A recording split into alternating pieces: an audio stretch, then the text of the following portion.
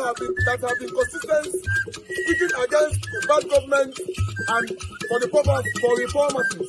Niger what yo?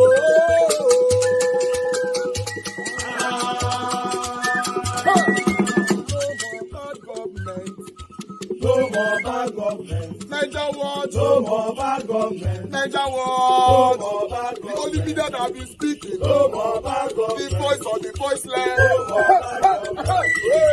No more bad government.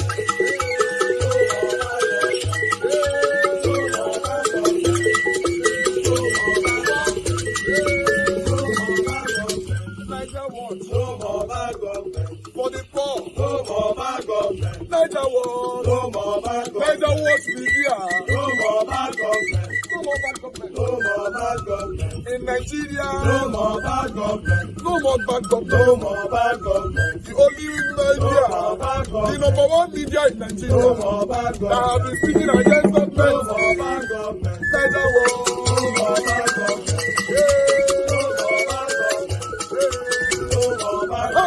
Niger what you?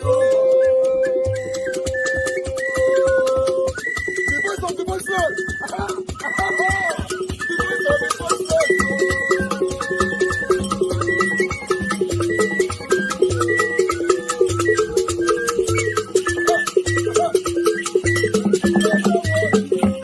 Voice for the voiceless. Voice for the voiceless. Niger what media? Voice for the voiceless. Niger what media? Voice for the voiceless. The only media that have been speaking against bad government. Being consistency since 1944. Voice for the voiceless. Voice for the voiceless. Umuwame. Voice for the voiceless. Umuwame. Voice for the voiceless. Voice for the voiceless. Voice for the voiceless. Voice for the voiceless. Voice for the voiceless. Voice for the voiceless. Niger what you? We have been seeing all you guys have been doing, and he recommending to everyone in Nigeria, saying that you guys are the number one. Niger what you?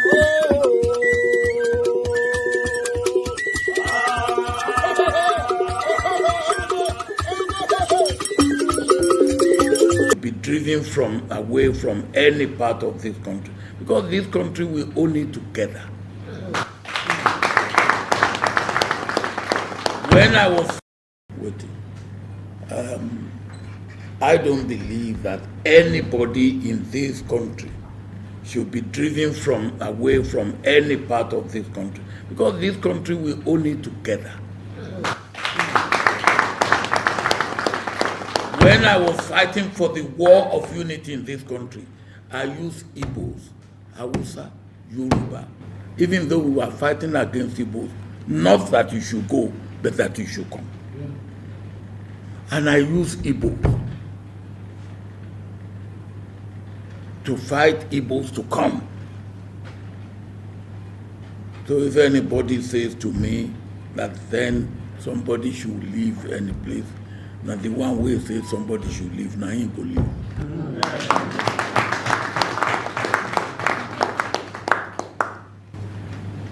Me, I married from Sowore.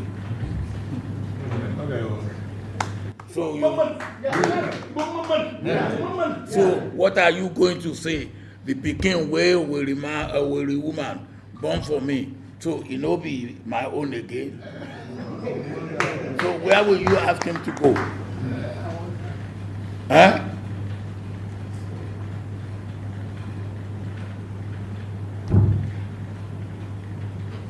When I was campaigning, he was there. Small time now they say I no like it, but I say, eh? Me? We gave him all our votes. I say I no like it, so I said, how do I deal with this? And the thing was gaining ground. So I said, okay, we go to Sowore. After the campaign, I said I want to meet leaders of thought,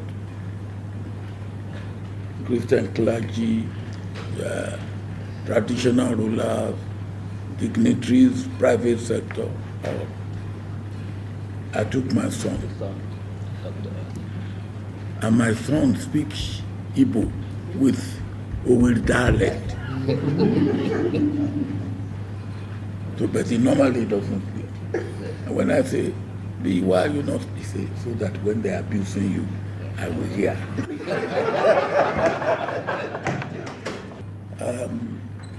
I don't believe that anybody in this country should be driven away from any part of this country, because this country we own it together. When I was fighting for the war of unity in this country, I used Igbos, Hausa, Yoruba, even though we were fighting against Igbos, not that you should go, but that you should come. And I used Igbos to fight Igbos to come. So if anybody says to me that then somebody should leave any place, now the one way says somebody should leave, now he go leave.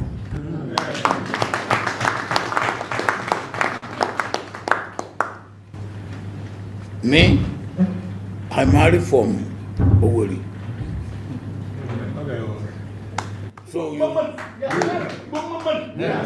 So what are you going to say? The pikin wey Sowore woman born for me, so it no be my own again.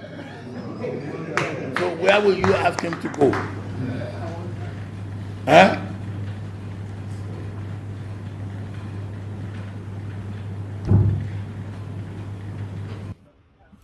All right. Good morning, good afternoon, good evening to every one of you. I wanted to quickly replay that part again because that's a very, very important message there from the former president of the Federal Republic of Nigeria. Good morning, good afternoon, good evening to every one of you. Thank you very much. Happy Sunday to you all. Today is Sunday, 18th August, 2024. Mother of all mommy diaspora, good evening to you, mommy. Thank you very much for all you do. I appreciate you always. Thank you very much, Abu Azi. Good evening to you, sir. Thanks for all you do. Madam Patricia, thank you very much. Good evening to you. Thank you very much, Madam Iris Finance, Madam Martina Basu TV. I appreciate every one of you right there. Peggy Modi, thank you very much. Thank you, Mr. Johnson Emmanuel, Mike Akinbare, I can see you. I've showcased so many of you already. Sir Godwin, thank you, Marvelous. Thank you, thank you, thank you, thank you. And God will bless them, my people. Help us to press on the like button, help us to share and let our voices go far. Gladys Ayebo, thank you very much. I appreciate you. Good evening to you. Peggy Modi, Adelaja Ogumbiyi, Ben Osahon, thank you, thank you. Didi Anthony, and many, many others right there. Ajio Deborah, I can see you as well. Thank you, my wonderful people. Alex is there. Thank you, thank you, thank you. Guys, help us to press on that like button. It's very, very important to allow our voices to go far by supporting us with the likes and share. Okay, we are going to move on now. I still have a few short videos to showcase to you guys. Then we can start talking. Today is Sunday, so we are gonna be here. Depend on the engagement. If you guys want to join us, please click on the link that we posted earlier on. In fact, let me post again. It's better you come in now, so that we can do this on time. But meanwhile, Dangote, you don't talk and say we cannot continue, to live in, live in slavery. I'd like you guys to quickly listen to what Dangote have to say. Building a refinery like this is, supposed to be a pride for everybody, because we're not the only country. Angola, they've been trying for 20 years. They are still trying. Uganda, they've been trying for the last 15 years. None of them. There is no production capacity in Africa. Only two countries are not importing, which is, Algeria and Libya. Apart from this, everybody is an importer. We cannot continue to be slaves while we export, raw material, then we import products. But you can see a regulator is giving an excuse to continue to issue license for bad products just because he said that no, they don't want to create a monopoly. So how can we create a monopoly? All right, that one and Dangote right there. To be honest, what I would like to say on this before I'll continue with my presentation is that I did not support Tinubu, to become my president, but whether you like it or not, he's the president of the Federal Republic of Nigeria right now. But my concern now is if people like me, they complain, people like many of you listening to me right now, they complain. We're going to know, say, yes, we are just a normal, common citizens of the Federal Republic of Nigeria. All these billionaires, so where were they when someone like Satanic Buhari was ruling? Because I'm not sure, because so for this platform, as he been, as so they talk, and we are here to learn. If he be say video day, I not see him. Yes. But for me, to the best of my knowledge, I didn't see any video where Dangote came out, criticizing Buhari or directly or indirectly speaking against Buhari, satanic government and cabinets. Nothing like that. So now I'm seeing more of these people coming out now to criticize Tinubu and all that. Like I said, people who have right to criticize Tinubu now, the innocent Nigerians, like people like me and many of you listening to me now, not all these satanic people that have been part of the government, enriching themselves, building their businesses through all the satanic previous government that have ruled us. Now, because this particular one is not favorable to them, they are not crying. I'm beginning to ask myself, what is happening? Yes, because let's assume if Tinubu's government was favoring Dangote at this moment, right? That means Dangote will not be saying anything. We'll be seeing posters, mainstream articles and all that saying, when you do research left to right, you'll be seeing the richest black man in the world or in Africa, the richest black man. That's all we'll be seeing. They're using to intimidate us and all that. But now I'm surprised. Prominent Northerners are coming out now to speak. Some of these prominent Northerners, they don't talk during the time Satanic Buhari was ruling. You know me, I don't embrace sentimentalism, hypocrisy. I'm not part of it. Like I said, I didn't support Tinubu, but what is happening now, it get as it be. Yes. It's just because you don't understand. Dangote is crying left and right. They cry. Eh? Why are you crying? You're supposed to be the richest black man in Africa. Enjoy your wealth. I thank Deji. Deji came out the other day saying that Dangote is one of the satanic people that have destroyed this country. They have been benefiting from the system that you and I, that have been affecting you and I. But he's only complaining now because the profit or whatever have dropped. For example, how many Nigerians is distributing cement today in Nigeria? How many Nigerian companies? So I don't really want to say much on that, but I don't know if the way is baffling to me is also baffling to you, or if the way the way I'm surprised, if you're also surprised. Because Dangote have become a motivational speaker who is always talking in quotes in various platforms. Dangote, that kind of man before we been on the talk. I don't know whether I understand. Dangote was this kind of person where they had to see and he talk less. No, Dangote is not a talkative. What is happening? Why can a billionaire in dollars or pounds, billionaire in pounds, the highest currency in the world, you are complaining? Eh? Tinubu Jagaban. I told you guys, say, not be only we will be the common cities in this regime go affect all of us. Yes, all of you that have decided to be silent over the things that be affecting Nigerians for decades, or rather since Nigeria was created, many of you are crying today because you thought if this government comes in, it's only going to affect the usual, the normal citizen that cannot speak. But Tinubu now use the pomade, rob everybody. Say all of you now go collect. So my people, I thought I should quickly say something about that. But meanwhile, I would like to recapitulate on this particular video. It's an old video, but I don't know what you guys can learn from it. I'm not going to say anything about it, but tell me what you learned from this video.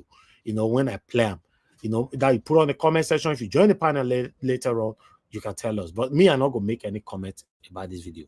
Again, my reason, I will talk at the end of the broadcast. Whether they remove the subsidy or not, we will still be in problem. If they remove subsidy, they will share the money. They have already shared it before collecting it. They say over 400 billion will go to Jonathan's government. Over 400 billion will go to state government. Over 200 billion will go to local government. They have already spent the money before they earn it. They are just fooling color day to come and supervise an empty collection. No force on earth can stop this revolution. The fact that I am here today with my children, with all these wonderful Nigerians, send the message to Abuja and wherever they are that the struggle for which we have been planning and working all these years have now taken off. Governor of the Central Bank, Sanusi, came to Lagos and said, if you don't remove fuel subsidy, Nigeria will collapse. This country is not going to collapse. Those who are going to collapse are those who are cheating the Nigerian people. When my father was fighting, I was 13 years old. I am 50 in 6 months. My son is 16. We still have no electricity. We still have no health care. People are poor. People are dying because of 10,000 naira in this country. And people are stealing. The greatest Nigerian. For several hours, the speeches went on. Democracy is government of the people, for the people, by the people. Who are the people of Nigeria? If we have democracy, you must listen to the voice of the people. The government of our country has decided to impoverish us. We have decided to say no. The pump price of petroleum must revert to 65 naira. And if anyone was thinking this was just a one-off, the protesters had this to say about that. By tomorrow, when everybody's coming out, please do come with some mats. Come with some mats, come with some food. We shall sleep on the streets. If they stay faithful to those words, they'll be back here less than 24 hours from now.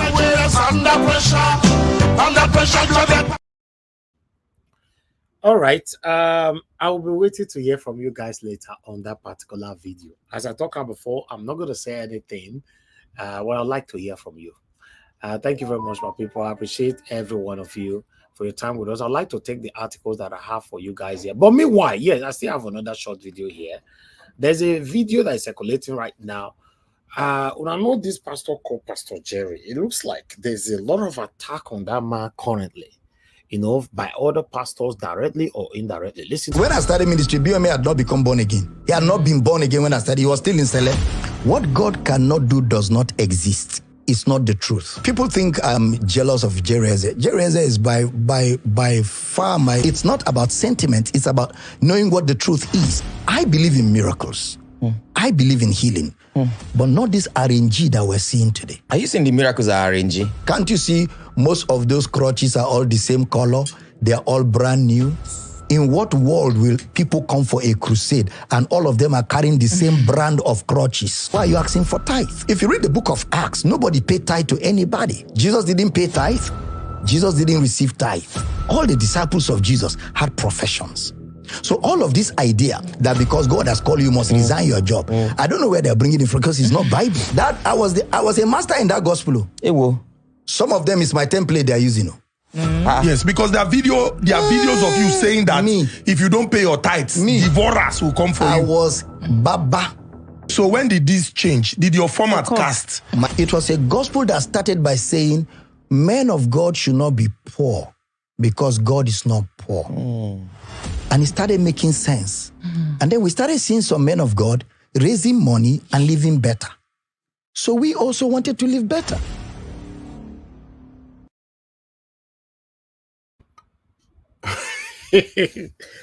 Wow. You know, see, that pastor they call Pastor Jerry Sowore, that pastor they intimidate many pastors right now because he's a standout pastor. He's a standout pastor. If that guy did life, about 130,000 people watching him at the same time. And lots of pastors that have been in existence before he came out are not happy with him at all. Not say this industry, so you get the way that it did. But I'm not going to say much on that. Maybe might have more, 1 or 2% that would like to say more on that. But there's this particular video I want you guys to listen to. You know that today we're complaining about our country, Nigeria. You know, we are suffering, our leaders is bad and all that, blah, blah, blah. But are you aware, like I've said before on this platform, for those of you that have been following us for a while, are you aware that every other thing is working in Nigeria except our government? If you go to Nigeria today, anything that you will enjoy, anything that you will live with, created by Nigerians, not the government. Government doesn't have anything they created for you and I, or they have done that you can actually celebrate. Nigerians are doing well all over the world. Not just in Nigeria. Nigerians are doing well. Nigerians in Nigeria are doing well. And Nigerians in diaspora are doing well all over the world. But I'm very, very happy sometimes when you see other African country, Africans, you know, commending us, because I've seen series of videos where some of these guys just make video to give us credit, you know, over what we're doing, you know, and it's very, very encouraging, you know. But I like us to listen to this particular video. Maybe you understand much better. The excellence in the Nigerians needs to be studied. And I know I'm one person who has been on these internet streets campaigning seriously for Nigeria and Nigerians as a people. But the excellence they strive to achieve in whatever it is they do needs to be studied. There is no industry in this God-green earth that there is no Nigerian that is flying on the highest level. Choose one. Show me one field where there's no Nigerian that is doing amazing. When you look at the medical industry, Nigerians. When you look at academia, Nigerians. When you look at authors and people who are writing amazing literature, Nigerians. When you look at fashion, Nigerians. When you look at content creation here on these internet streets that are from Africa, that have millions and millions of views, Nigerians. When you look at musicians, I was in Spain, Burna Boy is playing. I was in Greece, Burna Boy is playing. I was in Turkey, Spain, Belgium. Let me tell you guys, I don't know if it's something in the water or in the food or in the evil forest, but Nigerians need to share the secret with the rest of Africa, because we need to move as a team. Because these people, their excellence is on another level. The people that I am obsessed with, like the people like I find inspiration from on this in the content creation industry, for example, here on the internet, like my auntie Fumi, Nigerian. The Jackie Ainas, Nigerian. People who are doing something that is on another level, like their work ethics, their hard work, their resilient, and their consistency is something else. I do not understand what it is about Nigerians that makes them so great at whatever it is they do. When you look at people who are cooking and chefs, Nigerians. The lady that broke the Guinness Book of Record for cooking the longest, Nigerian. When you look at makeup artists here on the internet that are doing amazing in their creativity in terms of makeup, Nigerians. When you look at innovation, like the beauty product topicals, it's owned by a Nigerian babe. When you look at real estate in America and other countries, the people, like black people who are doing great in those industries, Nigerians. There's this babe that I follow, I don't know her name, but she's in the luxury real estate. She's Nigerian. Do you know how inspirational that is for me as a Kenyan woman? Seeing my fellow black people or black women from Africa who have been limited like a majority of us, and they're doing great. Do you know what that does for you, or does to you as an ambitious young woman who's also just trying to do life? Oh my goodness. For me, I look at Nigerians with nothing but admiration. I really want to visit Nigeria and tap in whatever it is they do, because that level of excellence needs to be studied. And I know maybe if I visit, I'm going to get like a different experience, which is fine. But I want to see Nigeria at its core and Nigerians at their basic place, and still get the inspiration that it doesn't matter where you come from. You can be anything you want. And I know every time I talk about Nigerians, other people from other African countries, they always feel like, oh, so does it mean you don't love your country or your country is not doing great? No, that's not the issue. You can celebrate somebody or give a compliment to someone without necessarily feeling inadequate. Just because you're giving somebody their flowers doesn't mean you're not good enough. And we need to start appreciating Nigeria for putting us on the map, because in most places you go, especially in this side of the world, you're asked, are you Nigerian? Before they even ask you where you're from. And it can be like an feeling, but still, Nigeria, because of population also and other maybe geographical locations, etc., they are maybe more known. But at the end of the day, I don't get really annoyed being assumed to be a Nigerian before, because Nigeria is on a level that most African countries will wish to be. And I know there's the 1% and the 1% that also commit crimes, but still, here today, we are not talking about the bad stuff about Nigeria. And this is what the media in the West tries to push so much, like Nigerians are scammers and whatever. But there are other people who are moving mountains with the limited resources they have, but they're doing amazing. For me, I do not understand this level of ambition and excellence.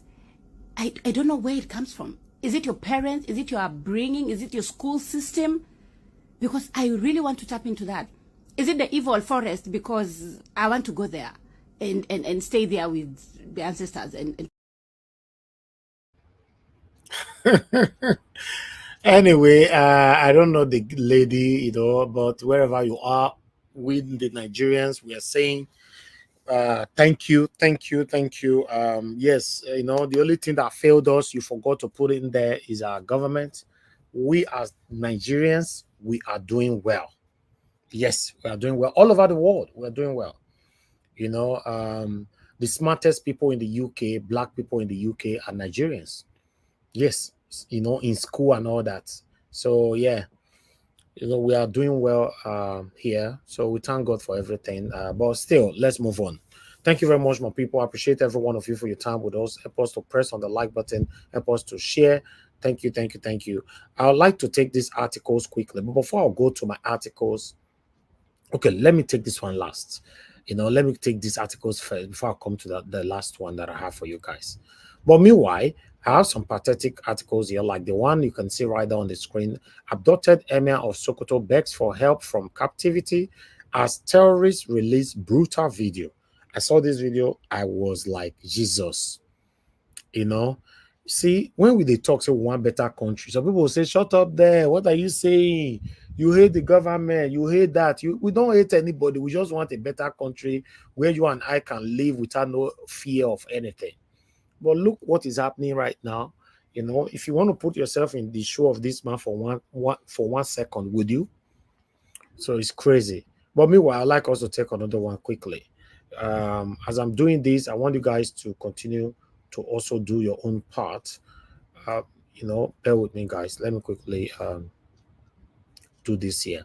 Yes, I have other stories here that will shake the table today, though. Yes, I have other stories here that will shake the table today somehow. But meanwhile, I'd like us to move on first. Let me bring this one to your screen. Why is that one coming in? Come on. You're gonna be patient with me. You'll not say this is our work for here. It's still, there's a lot to do. Okay. Yes. The other one here, many quack politicians in Nigeria forcing country into poverty. Ex-governor Donald Duke. Now, talk come out. Former Governor Donald Duke has urged the political class to make concerted efforts to restore the hope and pride of youth in the country, lamenting that a lot of quack are involved in it right now, so they have brought it down to the lowest level. It went on. He talked about so many things, but still, I'll stop right there.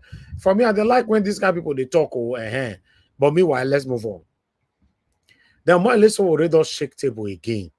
Omale Sowore is calling Nigerian youth, rather the students, Sowore calls on Nigerian students to emulate Bangladeshi colleagues in revolting against bad leaders, joining end bad governance protest in October. Someone Sowore plan another protest again for October.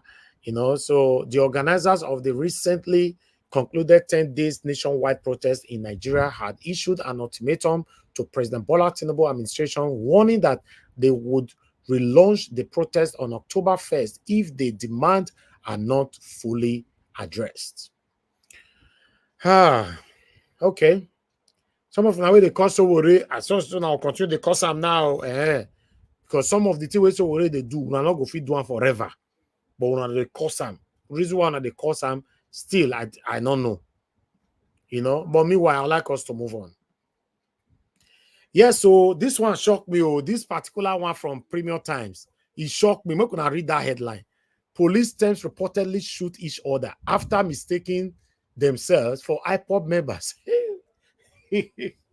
Well, I'm sorry, say they laugh, but no, wait it happen. No, wait it happen. How? I don't understand. Let me take that headline, okay? Because I digest, I understand this headline. I don't understand. Police teams reportedly shoot each other after mistaking themselves for IPOB members. How? How? I not go read further, but maybe some of you understand what it still mean. I know say for this platform. Voila. All right, thank you, Madam Patricia. I can see you. Thank you.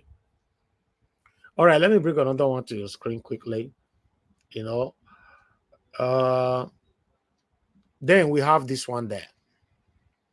Over 1,000 Nigerians in detention for protesting against Tinubu's harsh economic policies, Amnesty International reveal. Over 1,000 people, now they are arrested for that last protest. According to Amnesty International. Wow. Over 1,000 Nigerians protesting against President Bola Tinubu's government have been remanded in prison custody in a nationwide crackdown on end bad governance protesters, says Amnesty International. I would have loved to read this one, to be honest, but we'll just move on because of time. To be honest, I really read that, but more novel because of time. I read this one, In a statement on Saturday, the human rights organization raised the alarm over Nigerian authorities' crackdown on protesters. Unquote, the Nigerian authorities are escalating crackdown on peaceful protesters against hunger and corruption. Over 1,000 people have been remanded nationwide, Amnesty International stated. It added, unquote, today 441 people were arraigned in Kano in what is set out to be an unfair trial based on trumped up charges. The right organization called for an immediate and unconditional release of all those arrested for exercising their right to peaceful assembly. It's crazy. It's crazy. Meanwhile, let me take another one here. Well, I'm not worried. Was this better? Another like 15 minutes for here? No, 10 minutes for this, which I already take. So, how Nigerian Chief Justice Kayode Ariwola appointed son, daughter-in-law as judges, brother as NGC auditor Odikalo. Okay. Who carried this one? So Sarah Reporter, I carried this one. Then I have another one for you. Bear with me. Just to do your part as I do my part for you. The press of the like button, the help us to share. Someone should press on the dollar sign as well. Buy me a coffee. I'll appreciate that. This is coming from Vanguard. Protest. Young people cannot and should not be patient. Archbishop Onaikan Abemona, allow me make I take one or two paragraphs from this. In a nation grappling with protest and uncertainty, the voice of its youth are growing louder, demanding change and action from those in power. As the world marked International Youth Day last week, calls for reform have intensified and spotlight on Nigerian young people to shape the country's future. Sunday Vanguard sat down with a respected voice of wisdom, Emeritus Archbishop of Abuja, Cardinal John Onyekan, to gain insight into the role of young people in driving change and the responsibilities of leaders to empower them. I'll leave that one. I'll just leave that one right there. But meanwhile, okay, that's all I have for you guys in terms of articles, But I still have another one here. I went all the way down to Twitter and I saw what is happening. To be honest, they say Igbo people, some Igbo people, let me say, they insult my monarch, Oba of Benin. To be honest, I don't hear about this, Say people, they insult my monarch, I noticed that people were sending it to me and all that for the past couple of days. Today, nice. As I say for Twitter, I can't say, what did they happen? As I still they talk, so I don't know why they insult my monarch or what did they happen for those things. I still never know. I only saw that Reno Mokri have responded, sending it left a tweet for Peter Obi. I would like somebody to come in later. Why? What is happening? Because I also saw a video this evening from somebody. That video is horrific. I could not bring it here. Yes, because some of you will not be happy, what the person was saying on the video. But I want to ask, what is happening? People are saying the Igbo people should leave Lagos, while some of the Igbo people are fighting the Edo people. What is happening? According to what they are saying, for me, I don't know what happened. That be the situation right now. If now we wrong or the Igbo wrong, but according to all the headlines, is the Igbo people fighting the Edo people. Why? What is happening? I really want somebody, to be honest, I really want to be educated on this today. I don't know why I want to ask what did they happen. Even the articles that I saw, everybody just going directly into the middle. But what happened? I don't know. But meanwhile, Reno don't talk comments. Reno left that one right there. It's very, very tiny though. You guys can't see it, but I would like to take it from you if I still have it. I don't have it here anymore. Hey, Allah, I only uploaded it to the software, and to see this one will be very difficult for me. Hold on, guys. Let me go read it from somewhere else. I can't see it. It's too tiny. Although I see I'm sure, but I know want to strain my eye. But let me look for it. I'll find it shortly. Where is Reno? Huh? Allah. Make I just hold on, my people, because this thing I don't know, say is this tiny. I need to have it big on my side so that this can be okay. But I don't see him. No, I don't see him. Please bear with me, guys. We're almost there. I'll soon see him. Where Reno now? Reno, where you dey? Because the guy get him for a distance. Okay, let me stream. Make I try and read that one. Okay, please, if you can, please. Okay, from Reno. Good evening. Anyway, from Reno, it says 2 weeks ago, no government killed 4 police officers in Imo. Peter Obi has not condemned that incident till today. The next day, IPOB claimed responsibility for the killing, but Obi still did not condemn the killing or IPOB. Then, no government killed 7 traditional rulers in Imo 5 days later, and Obi still has not condemned it. Next, no government murdered 5 people in Anambra. Obi still said nothing.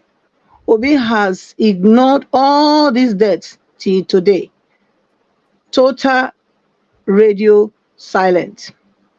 But yesterday, a commissioner from Anambra was adopted in Edo State, and Peter Obi immediately shouted. Do you not see the pattern? If it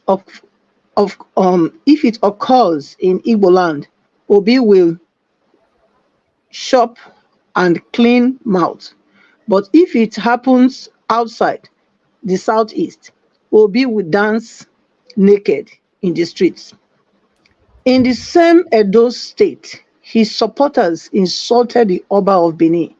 Has Peter Obi condemned it as he condemned the adoption of the commissioner from Anambra? Is this not proof that Peter Obi is too parochial to be the president of Nigeria? A man who loves only members of his ethnic group cannot treat all Nigerians as one. That's it. Thank you very much, Mother Patricia. God bless you. Thank you for that. But later on, I'll find it somewhere. But I'm happy that you took that. Thank you so much. So now wait till Reno they talk with that. And this thing have went viral. A lot of people have responded, lambasted on Reno, and also they're also lambasted on Peter Obi. We need to be fair. I thought I should bring them here. So I would like us to take it from here. Let me take people's reactions before we'll take it. You can see Yakub Tijani said how he managed to deceive some people with his pretentious lifestyle is what baffles me. Peter Obi deceive people with his pretentious lifestyle.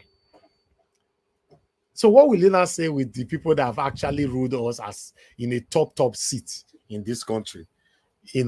But meanwhile, let's move on. I have Theophilus. Is Peter Obi the only Easterner?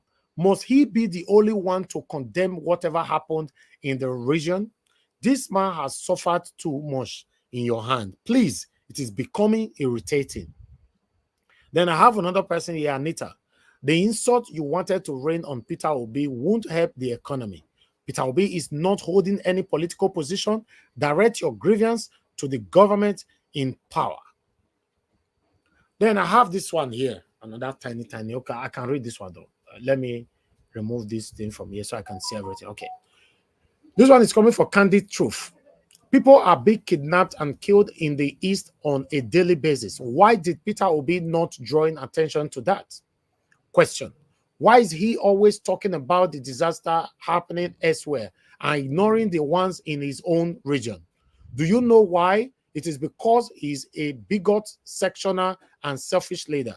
Peter Obi believes Nnamdi Kanu and Simon Ekpa, who are ordering the killing and kidnapping of people in the East, are freedom fighters and must never be disturbed.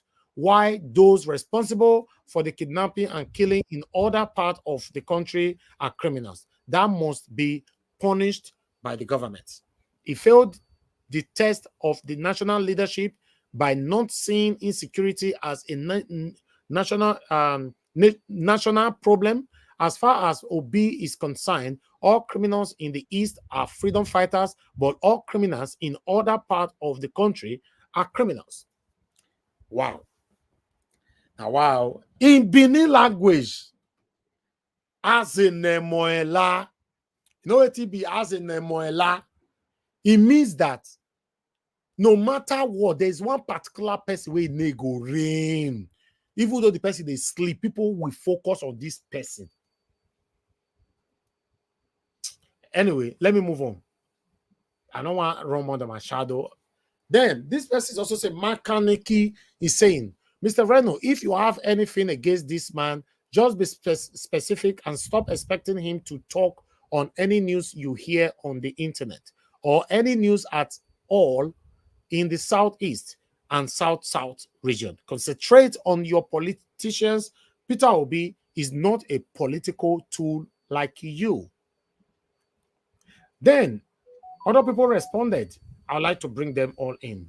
Please bear with us, guys. We'll soon start talking. Where my people, nobody did the panel.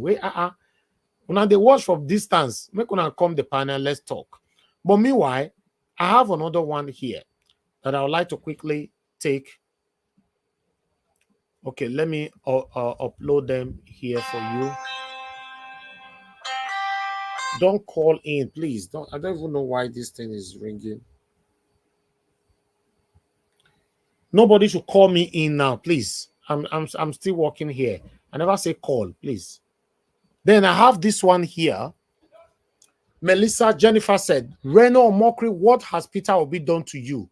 To warrant all this attack from you, it is unfair. If at all Tinubu paid for all this you are doing is not good at all. I'm a Yoruba man from Ogun State. Why this one is there? Peter Iweke said, Reno Mokri, aren't you tired of all this gaslighting, half-truth, and outright lies? Is Peter Obi the Tinubu-led federal government that is in charge of the protection of lives and properties in this nation? Question. I honestly expected you to call on your friend Tinubu to revamp our security. While I have another person here, son of God, how many pictures of Peter Obi do you have in your phone? I believe you wouldn't know because you must have a folder for all these pictures of him, even his throwback pictures and videos. This man must be your role model, because what will I be doing with so many pictures of my fellow man? While I have this one here as well. Ambassador Olajide, a man who loves only members of his ethnic group, cannot treat all Nigerians as one. Reno Omokri, and I talk down, I believe he's quoting Reno Omokri. Actions speak louder than voice. Only patriotic and concerned Nigerians will know, understand, and relate well with your views on Peter Obi's one-sided reactions. That is it right there. Then I have the last batch to go. Bear with us, guys. Before we start talking, it's better I present them properly for everyone. Then I have this last batch, which is about 4 left, 4 responses. Okay. Mr. Dubis, I can't see your face, so now your shirt I see. If you put camera on, we want to see your face before I let you in. Okay, I can see you now. Thank you, sir. Okay, let me put this in. Henry Ogoshuku said, Oga, Peter is never your problem, neither Southeast. So stop this, your balabin, and channel your energy in a productive Nigeria. Then Yusuf Idris, Bini and Igbos are family, let leave them. They are just playing hide and seek. They soon release him. Okay. Oh, is it because they kidnapped somebody there? I still really want to get this anyway, but let me take this. This name is hard to pronounce, or Babel or something like that. Said, what's your beef with Obi? Question. I think he's the only one that gets you engagement, because I don't understand why you don't even pause for a day. Grow up, man. Then the last one. This one is coming from Grateful Hearts. Reno, stop spewing lies and unverified infos about Imo State. Who are the 7 traditional rulers that were killed? And in which Imo? Your hatred for Igbos is evident, but stop false and misleading narratives. You are a tribal bigot. Poe will be president in your lifetime. My people, and so we see them. They all they fight for that side. You know, say for Twitter, they fight well for them, not be small thing. You know, for the people disrespecting our monarch, why? I would like somebody to take us through on this later on. Honestly, I want to know, because what I'm getting now, they kidnapped somebody for Edo State. Some of the Igbo people started insulting everybody in Edo State, disrespecting our monarch and all that. Why?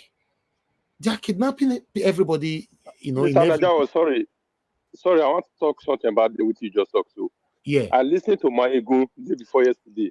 Yeah. He bring out some of all those people where they talk for TikTok. They broke like 3 of their picture.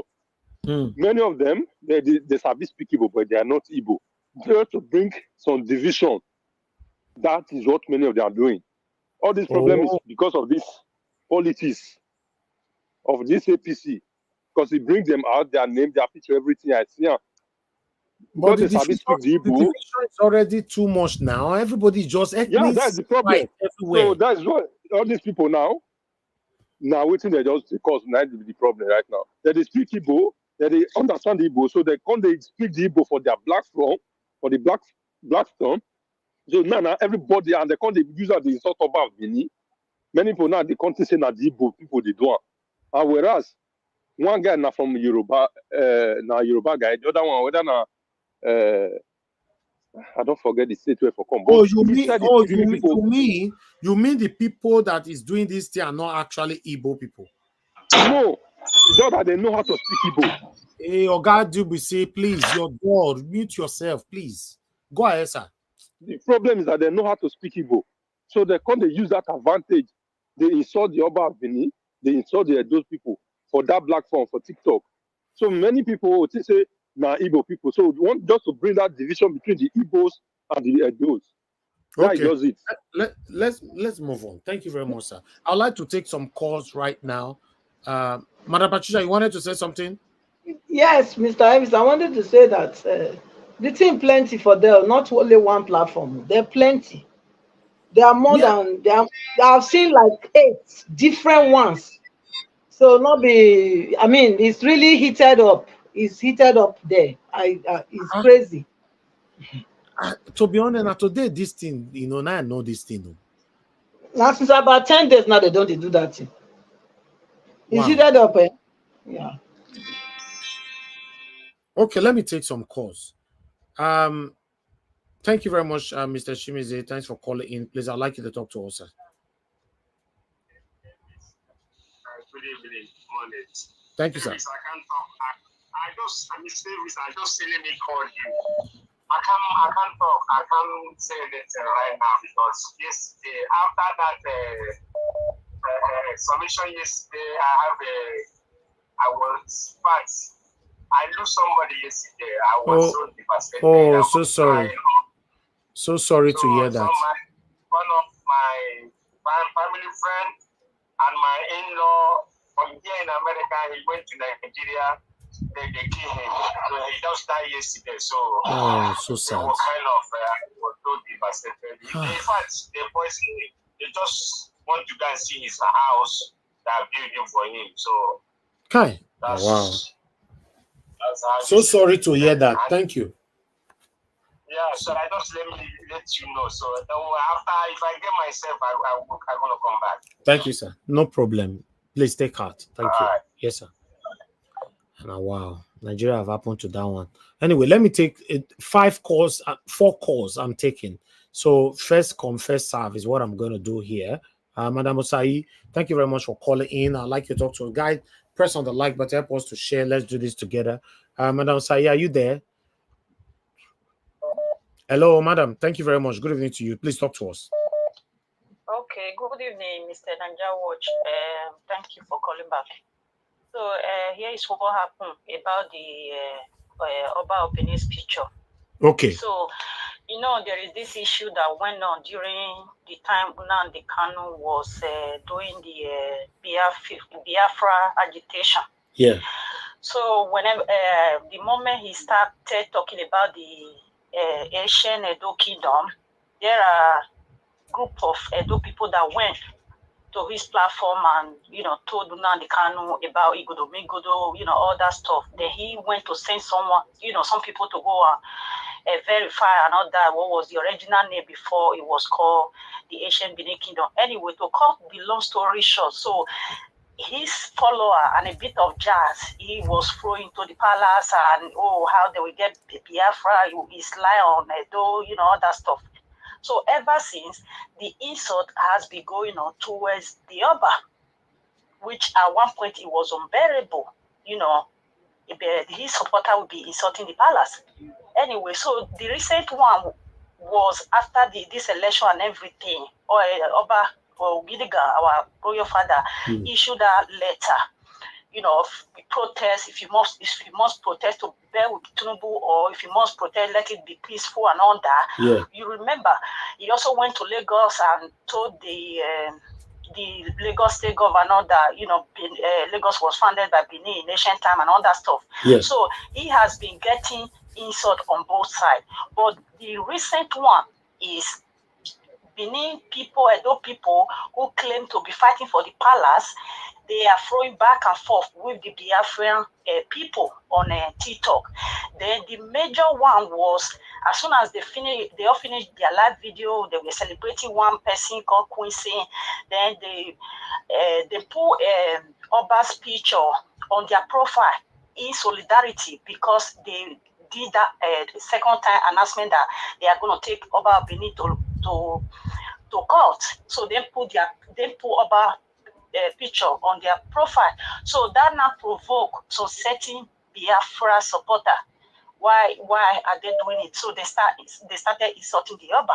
Then the Benin people now went to change their to put some the Kano picture like he was hanging or something like that. Then all the Biafra supporters, they now went to change Oba picture as well to how they want it. So that is what sparked the whole thing. So it has been over. Okay, that means this whole thing.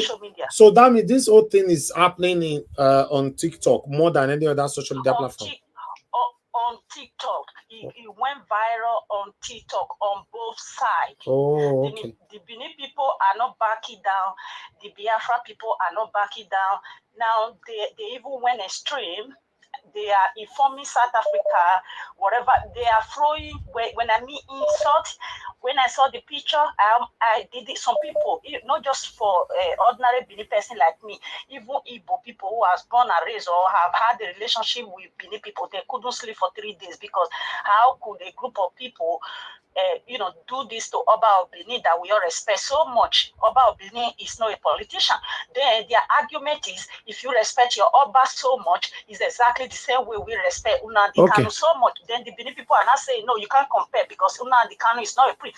It's just back and forth, to the extent it has went viral. When I mean viral, it went viral. I almost gonna send you. That is why I hasn't called for the past 3 or 4 days now. I have all the recording. But there was someone spoke before, said it was not Igbo people. It was about 2 or 3 persons that was not an Igbo person, but they speak Igbo. But majority of these are done by Igbo Biafrans. Okay.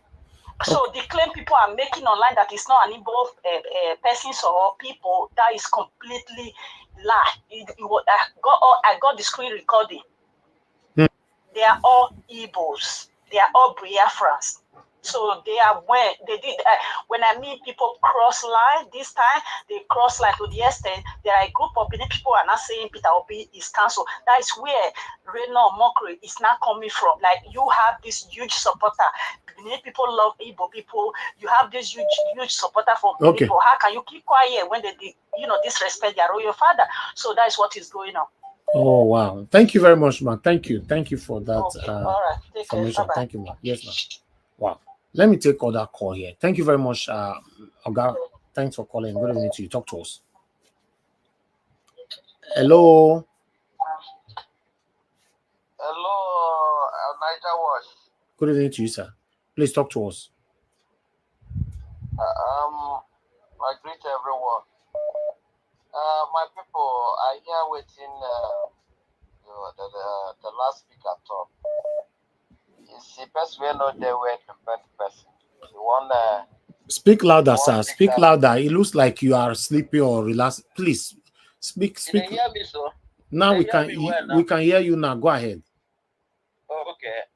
I say if person know there where the very person, if you won't come out that person for ground, you go start for leg instead of head. You see the main thing to inside this matter when they talk. I've been on TikTok on the Lady P platform to share my own view over what is happening. You know, the underground tune of everything is that the Edo election is coming. And the Edo election that is coming there, who is championing the LP there is Obi. And the only way for APC to do their divisive politics is to throw confusion among the people. Oh, you think so? That is the grand secret. I tell you so, Elvis. Wow. That is what is going on. This fire just started after this end bad government. Now this fire where you see just start. Jevita sister they said 10 days ago. After this end bad government, now this thing starts. They hear me so. The politics of divisive politics of APC. They don't care how many people will go die. They don't care. That's the dangerous thing about APC. Yeah, they go just carry people, carry tribe, just put their head, put Edo don't marry mix up with Igbos. Even you don't know who be this thing. Even if they kill people for riot for North, they no one know who be Edo or who be Igbo. As far as say you are not from North, like everybody na bushmeat for them. So we do all this fight. Our people should learn. Rwanda that so the small, they start for social media, begin to talk one thing, and the politicians they start up. They hear me so now. Because I'm surprised. So you see the two where they happen for the country now. At the plane, the property of Nigeria, China, everybody knows that Nigeria is bankrupt. They don't pay anything. That's why they seize the property of Nigeria everywhere. Thank God they never seize any government official. And they ask them for seize them, leave our property so that they share up my own. I go get my own share. Yeah? Because Nigeria crude oil now no profit again. They don't sell them 50 years in advance. So Nigeria is no longer just existing. Nobody is living. Yeah. All right. They don't pursue us. Everybody Thank you, sir. Thank you. Let's move on. Okay, sir. Thank you, sir. All right. Thank you very much. Love God is my strength. Thanks. Oh, I lost that. Oh, God. Hello.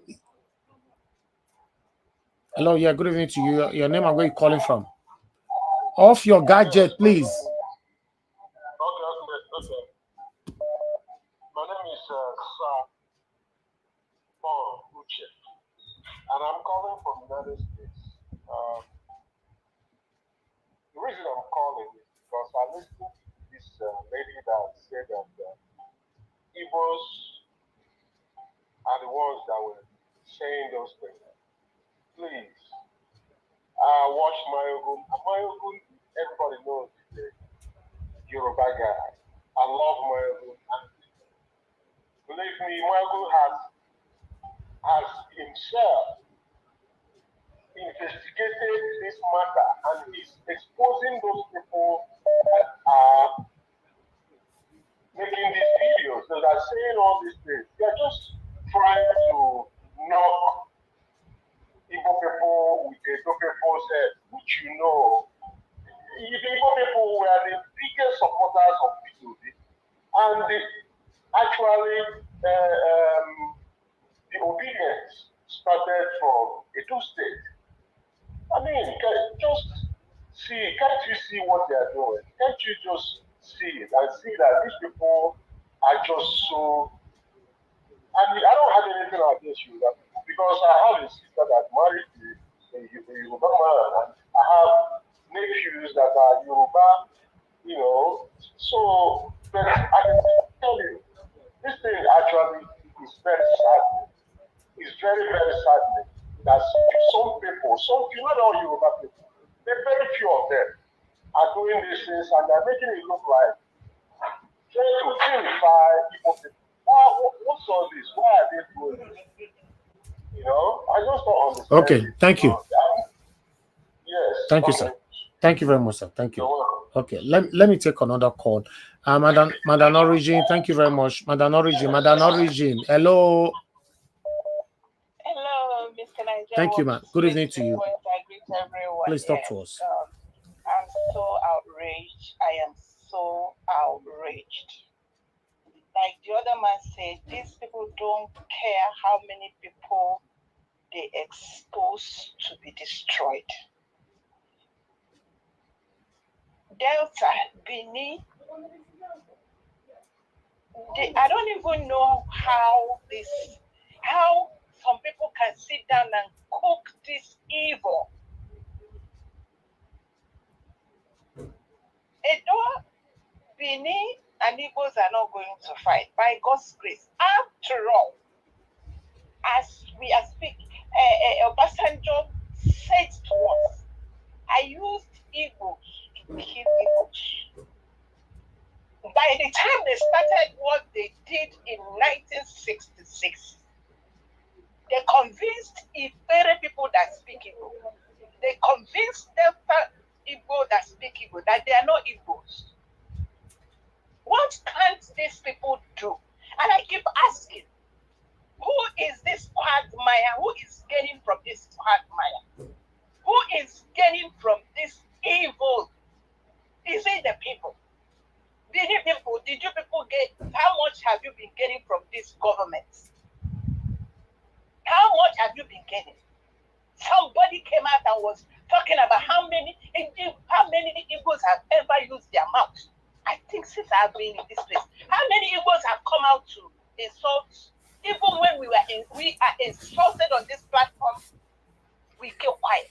We don't hate anybody. We just want to be left alone. So this particular issue has nothing to do with Igbos. We don't insult Obas, and we will not insult the Oba of Benin. He didn't do us anything. And I want to make it clear. If there is a politics, PDAPC, shame on all of you. Shame on all of you. Igbo people don't have another 3 to 5 million to sacrifice for the evil that is going on in this land. Let Edo people rest. Let them choose who they want. Don't cook evil anymore.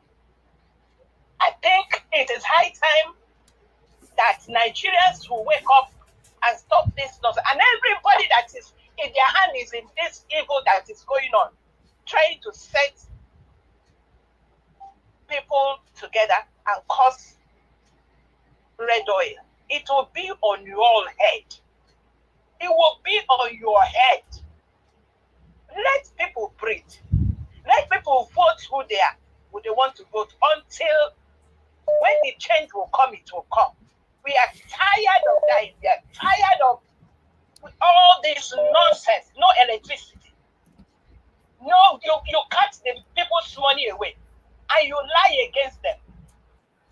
And you want to come and set up Igbos and Benin people together because you want to win election. Shame on you.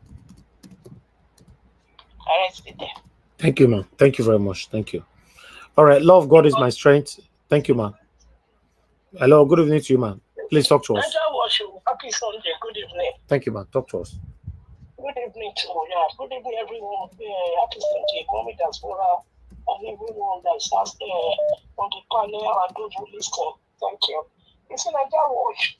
You see, I've listened and I've heard. But one thing I want to say, I want every one of us to be very careful. And when I hear something, I always have it in my memory. Things don't get out of my memory easily. I remember during the election, we heard what Wike said. Wike said they are going to spoil the chance of destroying obedience before 2027. And I'm not there. I've not seen this thing at all. Only what I've seen on Facebook is one Calabar boy and some group of Yoruba boy. I think one of the Yoruba boys speaking Yoruba, they are always attacking the Igbos. And I think I saw something on there when they were talking against Oba did this. Well, I didn't listen because I know that there's no other person that is reasonable there. At times, I see this man, what's his name? This man that comes on your platform, he comes there at times. So, what I will say, I don't want to dive into it. It is not good for anyone to cause the Oba because the Oba has not done anything. And to be frank, from me, I think all this thing is propaganda. I don't think the Igbo man that knows, that respect Obas will go and cause the Oba. I think they are trying to set something up because they know that in Edo State, that is where obedience starts from. So they want to use a system, a way to scatter it. The Igbos will not just come out and start causing the Obas. What have these people done? Why don't leave this tribe alone? They've done nothing. They've done nothing. They've not gained. They have been marginalized. Yeah, it's not fair. There was not the Igbos. There's a propaganda going on. And one of the person that is fueling me is this Reno and all of them. They want to do something to scatter big chance before 2027. What has to be done? That everything Reno will go in is to be the president of Nigeria. Is to be the one that is making Nigeria to go hungry. Is to be the one that is making Nigeria not to see light. What has this man done? He's a human being. If it's some people, they will have even run away from Nigeria. But this man is still there. They should leave this man alone. He's got his family. He's got his children. Please, they should leave Obi alone. The Igbos, they should leave them alone. It's not right. They are human beings. Okay. They have a right to be in Nigeria. Thank you, my brother. Thank you very much, man. Thank you so much. Thank you. Yeah. Okay, just last call. The last call. Let me see who's going to be the lucky person. I'm taking the last call and I'm done. Okay, let's Mrs. Igini, please, I'd like you to talk to us. Guys, press on the like button for us to share. Thank you very much, man, for calling in. Good evening to you. Thank you, man. Good evening to you. Please. Niger Watch. Yes, ma'am. Good evening, no. Good evening. Well done, no. You know. Thank you, see ma'am. this whole thing that is going on. It's just we need to be very, very, very sensitive, because at the end of the day, they want to scatter the group. They know that obedience are strong. They want to scatter, and this is what they're doing. Those people that were talking there, they're not Igbos. Some of them are Yoruba. They're looking for people that can speak. They're employing people. If you can speak Igbo, they will employ you to come and be doing all these things. These people, they know what they're doing. They know that obedience are strong, and it started from Edo State. You understand? It doesn't make sense. I saw the video with some horrible pictures. Nobody will do that sort of a thing. You know, those guys some of them have that. Some of the guys on TikTok, they have Igbo names, but they're not Igbos. They're Yoruba, because on other platforms with the same face and all that, it's Olatunde or blah blah blah blah, stuff like that. You know, this government is. I have never seen things like this before in my entire life, and they're playing with fire. So we need to be very sensitive. They cannot be manipulating us like tools. They're just pushing us. We have to be sensitive. They know what they're doing. They're employing people on the ground to come and be doing this because they want to disband obedience. So we need to be very sensitive. We can't follow all this sort of thing. It doesn't make sense. Those guys there, they're not Igbos. They're Yorubas. And a few states. If you can speak Igbo, they employ you so that you can come and be doing these things online. Thank you. You know? Wow. So I just thought I should let you know, we need to be strong together. We cannot allow these old people, to be manipulating us. We can't do that. There's no reason for it. I saw those things. It was disgusting. The pictures of the Oba, what they did, it was disgusting. Nobody will do that. So they're trying to instigate, fights between Edos and Igbo. So it makes no sense. Please. A lot of people actually sent me, I saw it today, sent me messages saying that Nigeria, the Igbo people are insulting your monarch and you are not doing anything. You should pursue them away. You should do this. I was like, you know what? They're the ones that are even making so much noise. It's the people, it's the Yorubas that are, look at what they're saying about your monarch. Look at what they're saying about your monarch. Some of the Edo people came up, I saw some videos of Edo people that said, telling Edos that don't be deceived. Don't be deceived. Can you imagine? It's even the Yorubas that are coming up and say they're insulted. Why don't you chase them out? Why don't you remove their businesses from your state? They're the ones fighting for it because this is what they're trying to do. You understand what I'm saying? So they're employing people to do these things online. You know what these people are, because what happened in 2023 presidential election shocked every one of them. And they will do anything to scatter this group before 2027. Trust me, they're not going to sit down. You understand? So we should have our senses, and all our antennas up. But I trust these people. I trust obedience anyway. They are very smart. They brought the whole thing out. Some of those guys, they put their pictures. Some of them are Olatunde, blah blah blah blah blah. But on that group, they have Igbo names. They're not Igbos. You understand what I'm saying? So we should just keep ourselves together and be strong, and don't allow these old people to fool us. Thank you. Thank you, I man. just thought I should call. Thank you very much, man. Thank you. Thank you. All right. I'd like to quickly, I can see Mama try to call in, Madam Obe Ashko. So I'm returning your call, man, so that you can quickly speak to us. Thank you very much, man. I got your missed call. Please talk to us. Hello. Okay, she has not picked. Hello, can you hear me, man? Thank you, man. Please turn down your device. Turn down your device and listen from the phone. Yeah, I don't have any device on now. Okay, man. Good evening to you, man. Please Just talk to my us. phone. Yeah. Okay. Look, thank you very much for taking my call. And happy Sunday and Monday. That's where God bless you for all you do for Nigeria. Look, Thank you. I just like I'm trying to put up my voice to the last speaker. It doesn't even make any sense. You know, Obedience started from Edo State. That's the home of Obedience. Why would they be insulting the Oba? No, and when Peter went to Oba received him very well, very well. So what the Igbo is going to gain by doing that? I have in-laws there, and they're married to even my family and my family also. So why the fight? I don't understand it. This thing is just APC and PDP. They're trying to put so that Akpata will not get in there. That's the only thing they're trying to do. It doesn't make any sense. And this man, I don't know his name.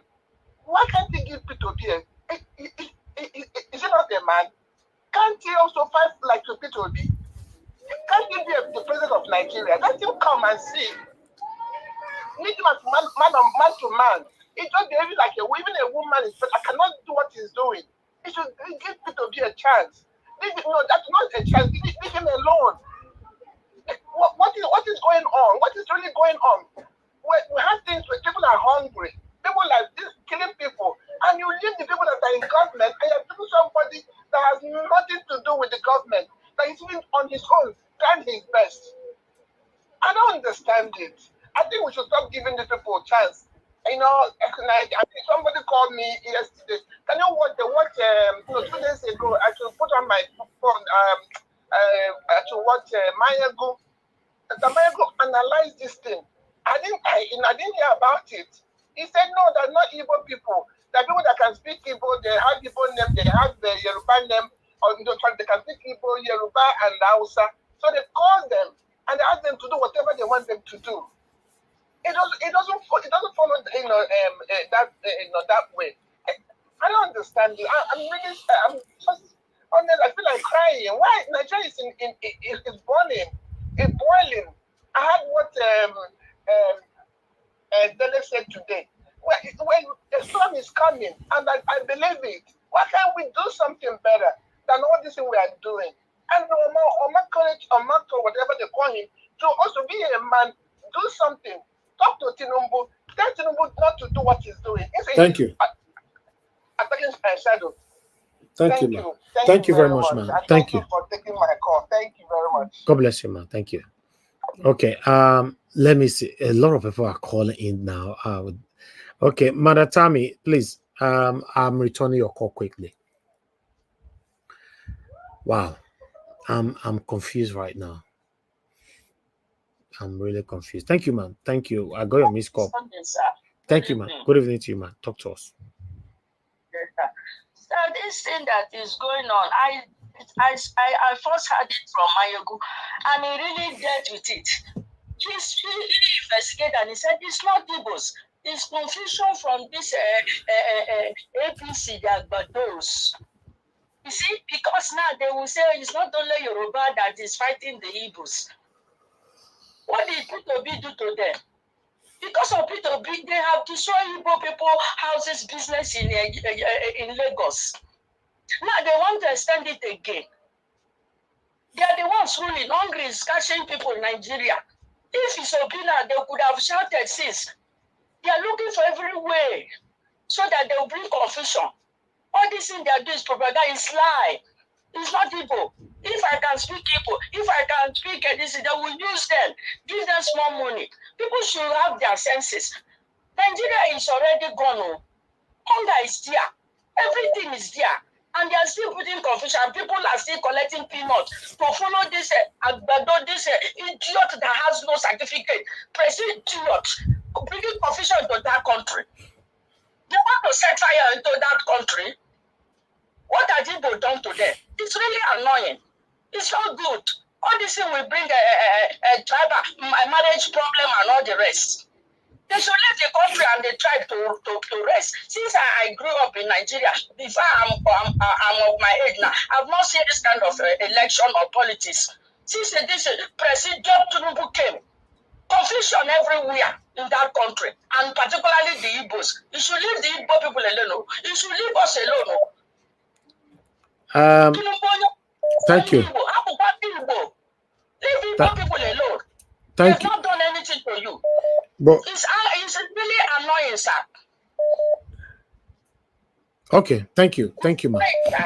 Thank you. It's like the public thing that Thank you, ma. Can you hear me, madam? Can you hear me, madam? Hello. Okay. Okay, it's okay. Thank you, man. Thank you. All right. Thank you very much for calling in. Please speak to us. Hello. Go ahead. I just called not long ago. My name is Sowore. Go ahead, sir. I just want to add something. Just 1 minute. You know that P2B is getting very, very popular in the northern part of Nigeria now. In fact, there's an election that was had in Parliament where a member where they voted for Labour Party, and Labour Party did not field a candidate in that local government. But the Labour Party won election day, so they have to give the seat to a PDP member because Labour Party does not have a candidate. You can imagine why all these things happening now, because they know that P2B is well set for 2027 to win the election. That's why they're trying to destroy him now. Okay. Thank you. It's not going to work. Thank you, sir. Thank you very much. Yes, sir. Thank you very much. Yes, sir. Okay, callers, please. I would like us to move to the panel right now. A lot of people are calling in. You know, please. Wow. What? I'm confused though. But anyway, good evening to you. Your name and where you calling from? Hello, good evening, Mr. Ives. This is Patience here. We are calling from United Kingdom. Thank you, man. Talk to us. You see this thing online between the Igbo and Edo. It's just politically motivated. They want to set our state on fire, which they will not be able to do because we are more intelligent and more wiser than they are. So for me, I just feel that there's a political undertone. That is why when you go online, even yesterday when I was on Facebook, I could see a lot, not one, not two, not three. Even in TikTok, it's the same thing. You know, they were insulting themselves and not our palace. You know, I just want to add a voice to this, that all of those, we should be wise enough to know that whatever it is that is happening now, even though like the first caller said, she was explaining the reason for this, but those things she was saying, they are already passed. They don't warrant this. So logically, my opinion is just that it's politically motivated. Why is it that this thing has not been? Why is it that it didn't happen at the middle of August? Why is it that it did not happen at the beginning of August? Why didn't it happen in June or July? Why now, just few weeks to Edo State election? So I just feel that that is the main reason in order for them to disrupt that election. But it will not happen. You know, that will not happen. So I just wanted to add my voice to that. Thank you. Thank you very much, man. God bless you, man. Thank you. Thank you, man. And you too. Okay, callers, please. I would like us to quickly let me come back to you guys. I can see a lot of people want to speak on this topic. Although I did come on air because of this topic, though. You know, I just wanted to reference it in because me no hear this thing. Although I know this, I know they go TikTok. I get platform for TikTok. I have over 10,000 followers there also, but I don't go there. I don't go there. I have someone that is managing it. The only place where if you want to find me, neither Instagram, YouTube, or Twitter, finish X. You know, even Facebook, you don't if you see me there. You know, I have platform on Facebook with over 1 million followers there. I'm not there. I have people who manages these things. You know, so oh no, calling back again. Can I? Hello, madam. You please go ahead. Say what you want to say within 1 minute, please. Thank you. Okay. Thank you, ma'am. Yes, just a quick background to, because there are layers to all this. I just want to bring your memory back to, there is something going on in those State. It's called ASAM focus on ASAM or ASAM focus, ASAM first, something like that. Like they want to create a state. ASAM want to, separate from whatever that is, right? Okay, remember, Aswen Ivodaro is also ASAM. So there are about 5 or 6 pages that they are some people, but they believe they are also Biafra, which they support Biafra. These are the people from Edo State that also see themselves as Biafra instead of Edo, that is following all this. Like I said before, I did not want to send you anything. If you want, I can send you everything I have recorded myself, because some people claim that we the Edo, we don't go to school, we are very, very dumb. But it's far from that. I have all the recording. Okay. You understand? So there are this group of people that are following this. One is there is one they call monkey face or Murphy face or whatever. There are a lot of them. He do face, he do nation, he do Igodomigo, Igodo. These are the people that join the Biafra. This is not like it's not done by the Igbo. Okay. If there is Yoruba in this Nigeria world, this is a takeaway from this. If there are Yorubas on this whole saga, it will be about 5 people. But the rest are Biafrans. If you want, I can send you what I have recorded. I have everything. Okay, please forward it to me. Thank you, ma'am. Okay, I will forward it to you so you can have a clear vision of what is currently going on. Okay. Thank you so much. Thank you very much, madam. Thank you. All right. I'm surprised. Why be say me where I be media man? Now maybe the last person will hear this is because I don't, it's not happening on Instagram. It's not there. But I'm surprised. Now, Reno even make me know say this TD exists. Or it's going on. I'd like us to move on. Let me hear from the people on the panel. I don't want to run under my shadow yet. Thank you very much for your time with us, everybody, right there. I'd like us to start talking. Nobody don't buy me coffee today at all. Please click on the $sign, buy us a coffee, and help us to press on the like button, help us to share. Thank you very much for your time with us. Let me call on the first person on the panel today. Please, before that, everybody on the panel, please go to that to the private chat. There's something that I wrote there. Only read, don't talk about it on the panel. I wrote something on the private chat. Please just, if you have read it, just say I've read it. Unmute yourself. Tell me I've read it. I don't want to say it later. You say you don't see him. Just unmute yourself. Say yes, you don't see him. Or Nigeria Watch, I don't read them. Good evening. Thank you, sir. Madam Patricia, Mr. Paul, Oga Jonathan, Destiny, Mr. Oduwa. I don't see them. I don't read them. Okay, thank you, sir. I don't see him. Okay, yeah, I've noted. I've noted. Madam, you said what? Yes, I've read it. I said I don't read them. I go use spy instead. No need. Don't talk about it at all. Don't address it. There's nothing like buy or not buy. That anything in that area is forbidden already. Okay. Thank you. What I present here is better we talk about it. There's no need of that. Thank you very much, my people. I appreciate every one of you. That's a very, very serious situation. Very, very serious. But unfortunately, I don't know if you talk about this on air. But it's a very, very serious situation that I put on there. Since yesterday. But I'll just leave it like that. Thank you. I'd like us to start talking right now. Let me start with Mother Patricia. Mother Patricia, thank you very much. It's supposed to be Mr. Destiny. Okay, Mr. Destiny, you are the first with me today. Please talk to us, sir. You have your 8 minutes.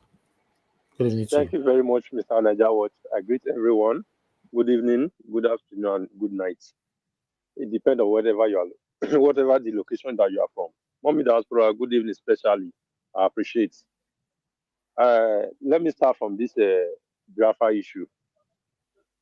Sometimes we are saying something. Try to listen to what we want to say, or let us try to put it in content. If there's like the caller that said it's because of what Nnamdi Kanu did, although me, I have never supported that man for anything. Nnamdi Kanu has been in jail now for the past, it's getting to 5 years now, if I'm not mistaken.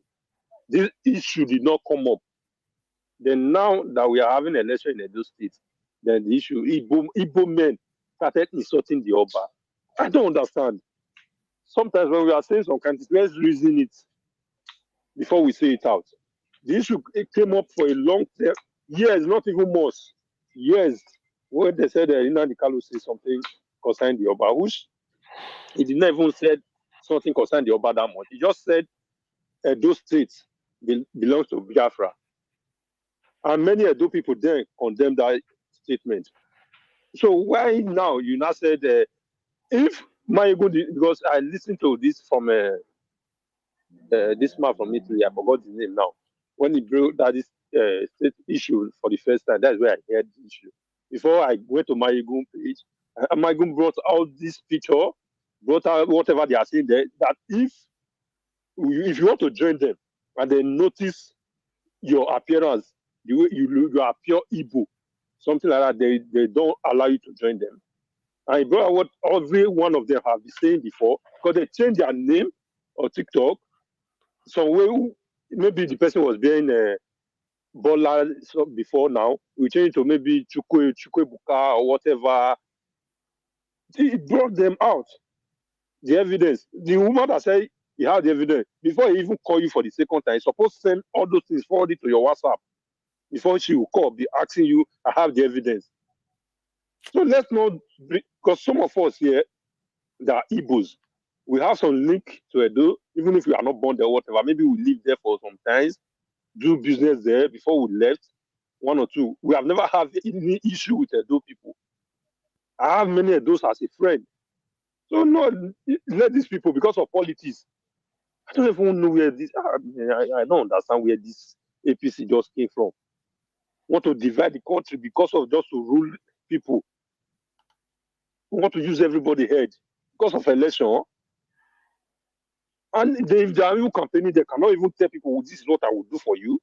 Or what they want is just to division, just to destroy the country.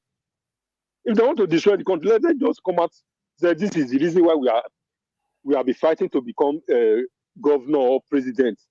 Not bringing all this issue that we ordinary, we ordinary people now start fighting ourselves, insulting someone that we are not supposed to insult. Look at those people. They are not even up to the great grandson of the monarch. Open their gutter mouth, say rubbish, putting it to other tribe. I don't really. With their candidates in Edo State, how they? Oh my God. Then on Mockery, I don't even know where that man is from. Seriously. And these are the people now. You call yourself a pastor. I don't even know how they come upon this pastor of a thing. Those kind of religion where they can't give us for this Africa, where it come make us not be one get sense. And if all these kind of pastors come out now, they talk. Now some people will come, they believe. The ones where they gullible, when not. I mean, I don't like all this kind of thing. Seriously, leave the politics. If you are not a politician, leave politics to do their own. Talk what you want to do for the people. Stop bringing tribalism into it. Now the lady come again, say it's from the Asian people that want to cut out from the Edo State. That is why I don't want that. Okay, if the Asian want to cut out from Edo State, how is that concern the Igbo man? How is that? That's why they are supporting the Biafra. Just imagine the kind of different story they are bringing up. want to divide us. People are getting money to come and divide people that are honest, people that are on their own doing business together. Oh, oh my God. This country, it will be very difficult for Nigeria right now because the leaders, they are not even planning to even make all these things good because of election. But now I thought these leaders are supposed to call their people, all these are followers to order that this thing is wrong. Why are you bringing division to this country? Why are we like this? The Igbo men are not the only tribe in that country. Everything is Igbo, Igbo, Igbo, Igbo, Igbo. When the Yoruba was the first to rule the country, there was no division when they are campaigning. The Hausa come, no division. They don't know. I don't hear any Igbo man saying because it's the Hausa man, they will not vote because of an Hausa. The only thing I know that Igbo men always fight for is that this person is not okay to rule. He's not competent. He does not have the knowledge of ruling. I don't know where all these ones came from right now because Igbo man came out. If you don't need them, I don't believe on this Biafra thing, but these people are start getting some of us to want to believe on this issue right now. If you don't need people, let them go. If you are not okay with someone, you get married to somebody, you are not okay with the person. Instead of leaving that person in pain, giving him suffering every day, let him go. How can you be frustrating human being just like that? Every day, every day, every day. Igbo man, nothing that will come up in Nigeria now that you know hear that Igbo man. Both the one Igbo man do, both the one Igbo man did not do, they must involve Igbo man in it. Why? What is it? I don't even know where. Oh. No, this one is very, very painful. Seriously. If you go now, the most of the Agbadoria is the one that will tell you, Edo man, go and see what they're saying because of your Yoruba. Go and do this, go and check. They are insulting Yoruba because they know what they are doing. They know what they are doing. There's somebody who come here and tell me is an Igbo man because of what Nnamdi Kanu said. Nnamdi Kanu has been in that state for a long time. This thing did not come up. Oh my God. Which kind of problem is this? I don't really know. I don't really understand. I don't get it. It's very, very wrong. Seriously. Some of us are mixed blood. Like Obasa just said, okay, what will happen? What do they want us to do? If you not get married to other tribe, maybe your dad did that. In the other country we are, they don't. If this thing is happening in Europe here, we are now. They'll say, what do they normally call? They don't like us, racist. But we are the one that is even more worst. If someone that have different color is doing this now, what do we say? Not to talk of someone that have the same color with you, and you guys are the same country using the same passport. But tomorrow, these ungrateful people will be the one condemning the whites that they are treating them bad. Mr. Najawo, thank you. I beg. I'm sorry. Okay, Oga Destiny, thank you very much. Thanks for your submission. Okay, Madam Patricia, please talk to us, man. Good evening to you. 8 minutes. Good evening, Mr. Elvis. Good evening, good morning, good afternoon to everyone on the comment section. Of course, Mommy Diaspora, thank you for all you do for us. We are grateful to keep this the fire burning. And the people on the panel as well. Thank you for being here today. I'm glad to also be part of you.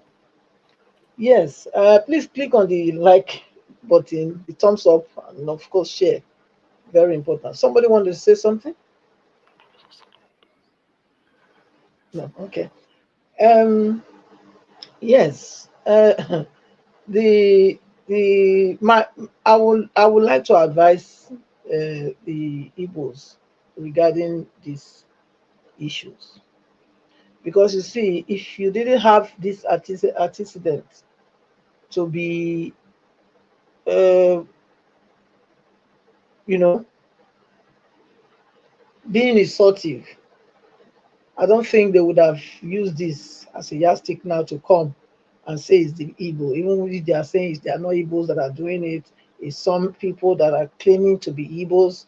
You know, I believe it's something that they will need to Please, work. please, please, I disagree with that. Not all Igbo, if you said they are insulting. Different tribe in that country insult some people. Not don't say if the Igbos are not being insulted. Please. Yeah, yeah, but majority, you will see that it's Not majority that does majority, it. please. Yeah, Because the Yoruba it's the insult, same the now. Hausa insult other people, please. It is the same. If you look at the No, I obedience, disagree with that, please. yes, you The will find obedience out are that not Igbo. Obedience are not yes, Igbo. mostly, Obedience are from you will different find out. states. No, Yes, no, please, yes, serious. yes. I will not take it back. It's my submission. Yeah. When I finish, you can say what you want to. This is my own experience. Okay. So, like I'm as an I will Igbo say man, so again, I'm not obedience. I yes, don't like yeah. that. When you finish, when I finish, you can say whatever you want to say. Don't waste my time. Nobody interrupted you when you were speaking. You know. Okay, look at what. How can somebody be telling me I am an Igbo, and I'm saying I'm not an Igbo? You are telling me I am. Huh? What is that? Is that not arrogant? I don't know where I'm from. So it's the same thing. People are angry. You need to know that. You cannot be imposing yourself on people. You can't be calling people. Like the other one that called now, he was saying that, oh, Ikwere people, they don't, people went to brainwash them that they are not Igbo anymore, that they were Igbo. That, excuse me. How can somebody say something like that? Do you mean that the people that, the people, they don't know where they are from? How? How can you be imposing yourself on others? You want to claim other people. You want to say this is my people. This is my. They are saying no, and you are still saying they are. Why would people not be angry? Why? So that's the reason people are angry. I'm telling you, I'm very angry because why? You cannot tell me I don't know who I am. I know who I am. My parents told me from where I am from. So you cannot tell me that I am who you say I am. I know who I am. The Queries are angry. The Bayelsa people, they are angry. Even some of the Bende Igbos, they say they are Benin, and you are saying they are not. So I don't know. So what do you want me to what do you want me to do? Because this is what you claim. Okay, look now. Okay, if you see what is going on, Mr. Evis, in that place, they are even saying the people are saying that they are the one feeding Oba of Benin. That's what they are saying. And this is absolutely absurd that people will come out to be saying things like this, even if we say it's politically motivated. But this is my advice to you. If you want people not to get cross with you, if they say they are not Igbo, you leave them alone. You don't need to impose yourself on them and say they are. You don't need to. You don't need to do it. You don't need to. It's not by force now to be, you know. So that's where that one is. The people, the IPOB people that what's it called, the police that shoot on themselves in in Imo State also in Southeast. I think that just shows how the Nigeria police has really lost their value, because they don't. I mean, what are they doing? We saw them now when they were marching to go and face the protesters. They look like people that were serious. Yeah, but look at now. They are shooting on each other. They don't even know what they are doing. So that's a sign of a failed state. It's a failed state. Nothing is working. And I want to also join Sowore to also say the same. It's time. If they're not going to meet our demands, then the Nigerian youth have to take the bull by the horn, because it's about their future. It's about their posterity. These people, they don't care. These people, they are going to their grave any time. Since they don't want to carry the youth along, the youth cannot fold their hand now. They are the youth are tomorrow. They are people that are going to be here tomorrow. So they cannot fold their hand and be looking at them now. They have to do something. They have to. Because it's the youth that is bearing the brunt of all the pains. It's the youth. So they cannot continue like this. They have to do something. Yeah, October 1st, good one. They should come out. If they are not going to do, because as we speak, up till now, they have not talked about they reducing, cutting the cost of governance. Up till now. They've not even talked about it. They are still living on as though nothing happened. Come on. How long will people live in this kind of misery? Something got to give. Something's going to happen. Definitely. Because you cannot continue like this. These are not the days that you can think that you can, govern people the way they are doing it now. Today, everybody eye don't open. So they can't continue like this. Something is going to happen. The pastor that came out and was talking about tithes or no tithes, yes, the Bible talked about you not having to give grudgingly. It's about, if it's not a compulsory thing that you must do it. It's up to you whether you want to do it or you don't want to do it. So if you go to a place where they preach giving, what I say is that people that are complaining about it, that, oh, they only say give, give, give. At least they didn't put pistol on your head now to say if you don't bring it. They didn't say your money or your life. So it's your choice. You can go to a church and they preach and preach and preach. If you are not going to give, you are not going to give. If you want to give, you give. You get it. So for me, I don't see anything wrong with that. If somebody say, oh, they want to give, you can give. If you don't want to give, it must not be something that it must be do or die. You get it. But if you say you are the one, okay, you go there and you are being cajoled to do it, I think then you have yourself to blame, to be blamed. You have yourself to be blamed because, come on, it's up to you whether you want to do it or you don't want to do it. Nobody can sweet talk me or ask me to do what I don't want to do. If I want to give, I will give. If I don't want to give, I will not give. That's simple. So the laborer is worthy of his wages, isn't it? We say it here. So the pastors too, they are also worthy of their wages. But then it depends on the people, whether you want to give or you don't want to give it. Of course, in the New Testament, there's nowhere tithe was mentioned, apart from the tax that Jesus paid when he said, when they came to him that they should pay tax. When Jesus asked, okay, who paid tax? Is it the children, the foreigner? So that's the only place. Otherwise, no other place. So I'll leave it like that, Mr. Evans. Thank you so much. Thank you, Madam Patricia. Thank you for your submission. God bless you, man. Thank you. Okay, let me call on the next person. I'd like to quickly appreciate Jaja. Jaja, thank you very much earlier on for your super chat. God bless you, sir. Thank you very much.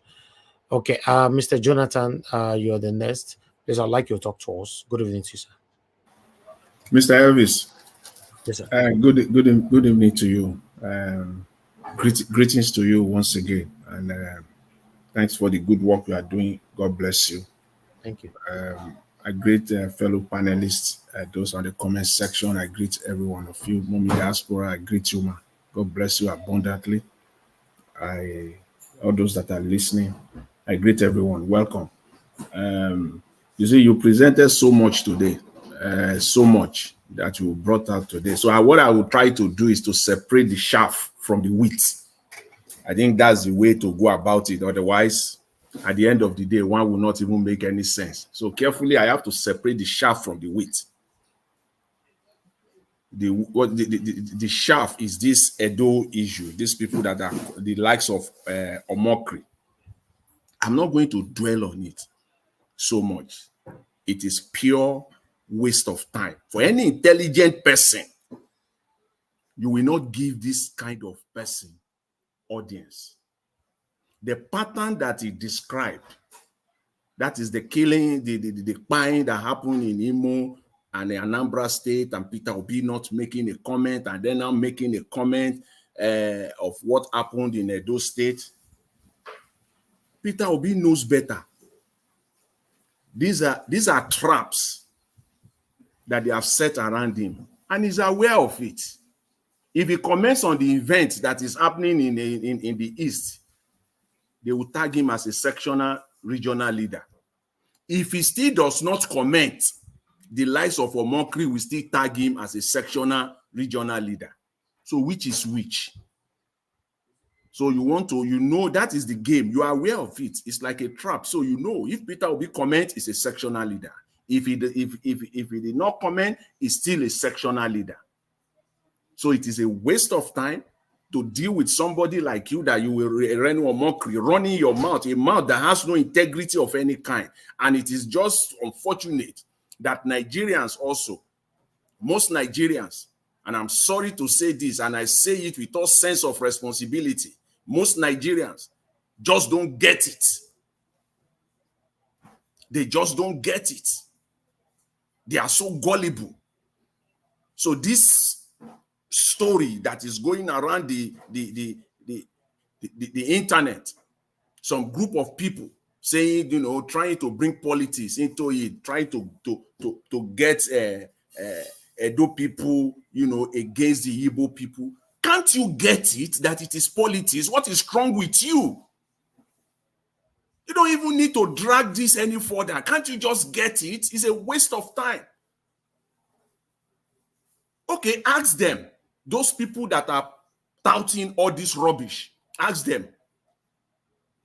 On whose side are they? Are they Peter Obi supporters or not? All of them. Let that be their. I'm a supporter of Mr. Peter Obi. I'm an Igbo man, and I'm obedient, and I support Mr. Peter Obi. Then let them start. Whether they will make that same comment. You don't try to figure that out.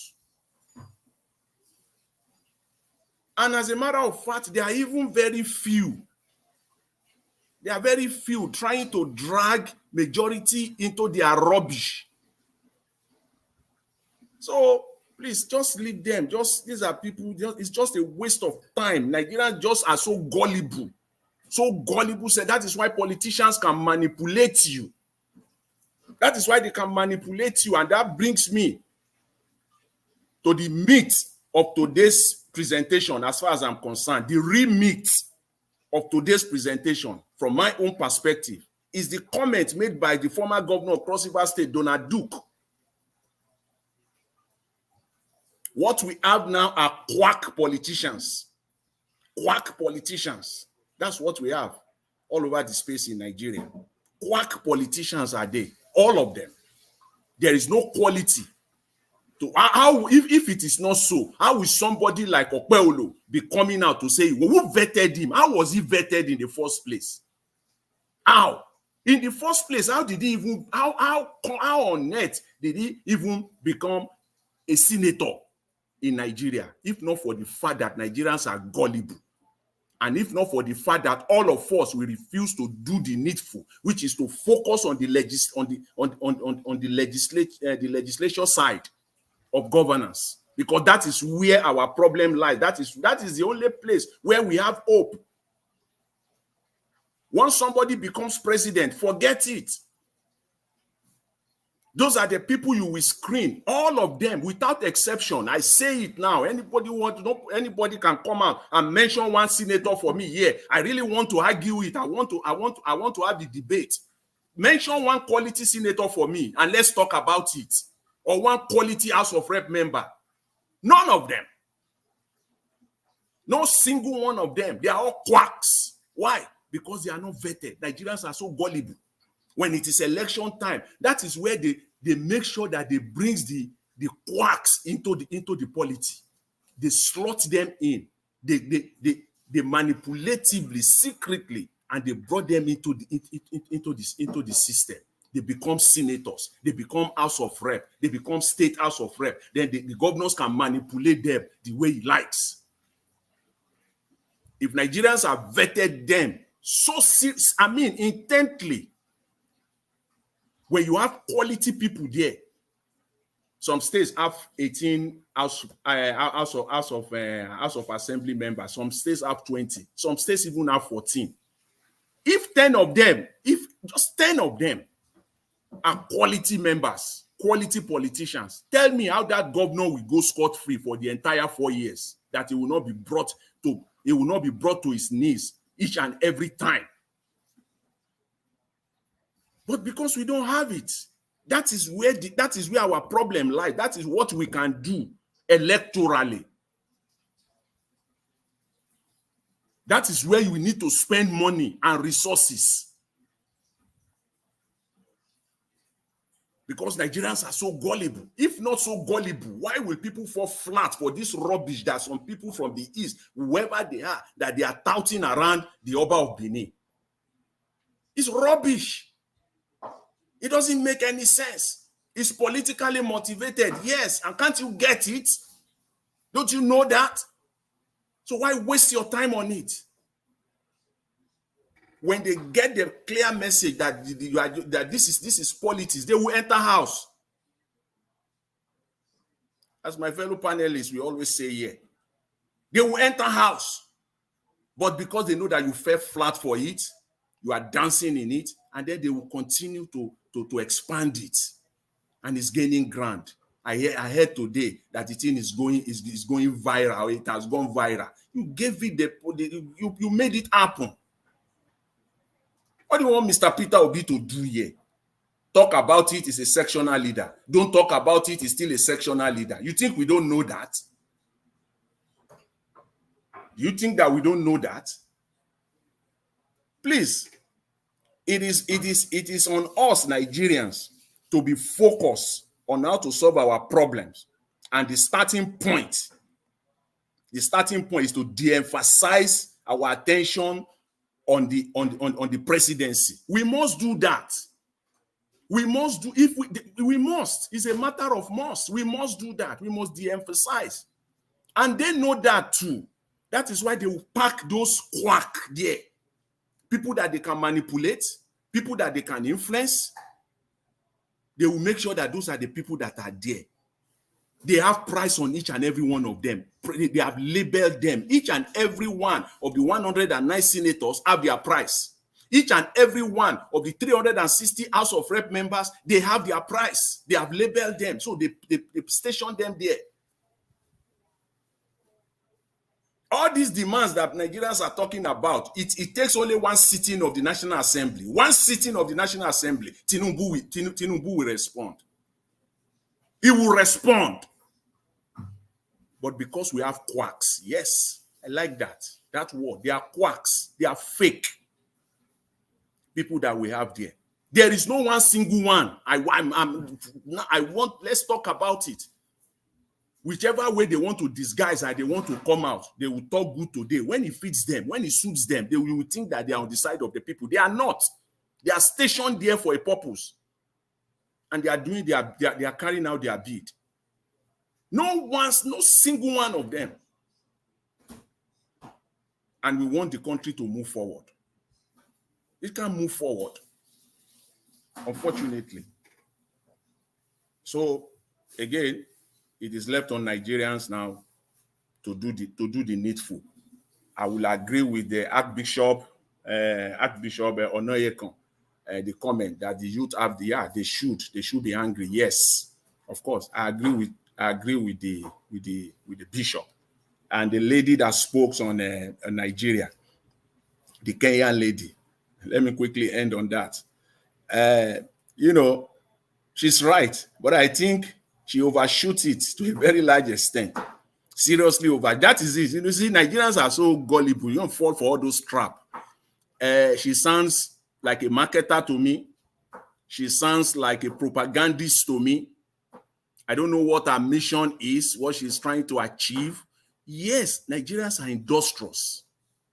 Yes, Nigerians are very entrepreneurial all over the world. You will find them there, but not to the extent with which you describe it. That is my take. But again, that is debatable. But again, I just want to focus this. Let's just separate the chaff from the wheat. The real meat of today's matter is that our politicians are quacks. In Edo State, there is no reason. If not, somebody like Okpeolo will not be standing. He's a quack politician. It is left for Nigeria to do the needful. Okay. Thank you very much, Mr. Elvis. I greet everyone once again. Thank you. Be like say Mr. Jonathan first this evening, not be small.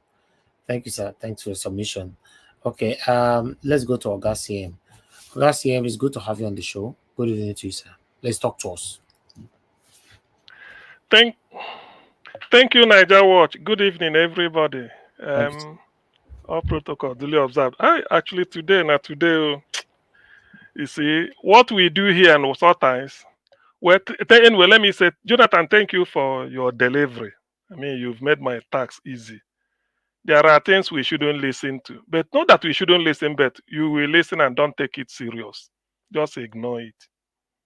All this nonsense. Suddenly, Ndi Igbo are now on Twitter insulting above Benin. For what? The first thing, ask yourself, for what? What led to that?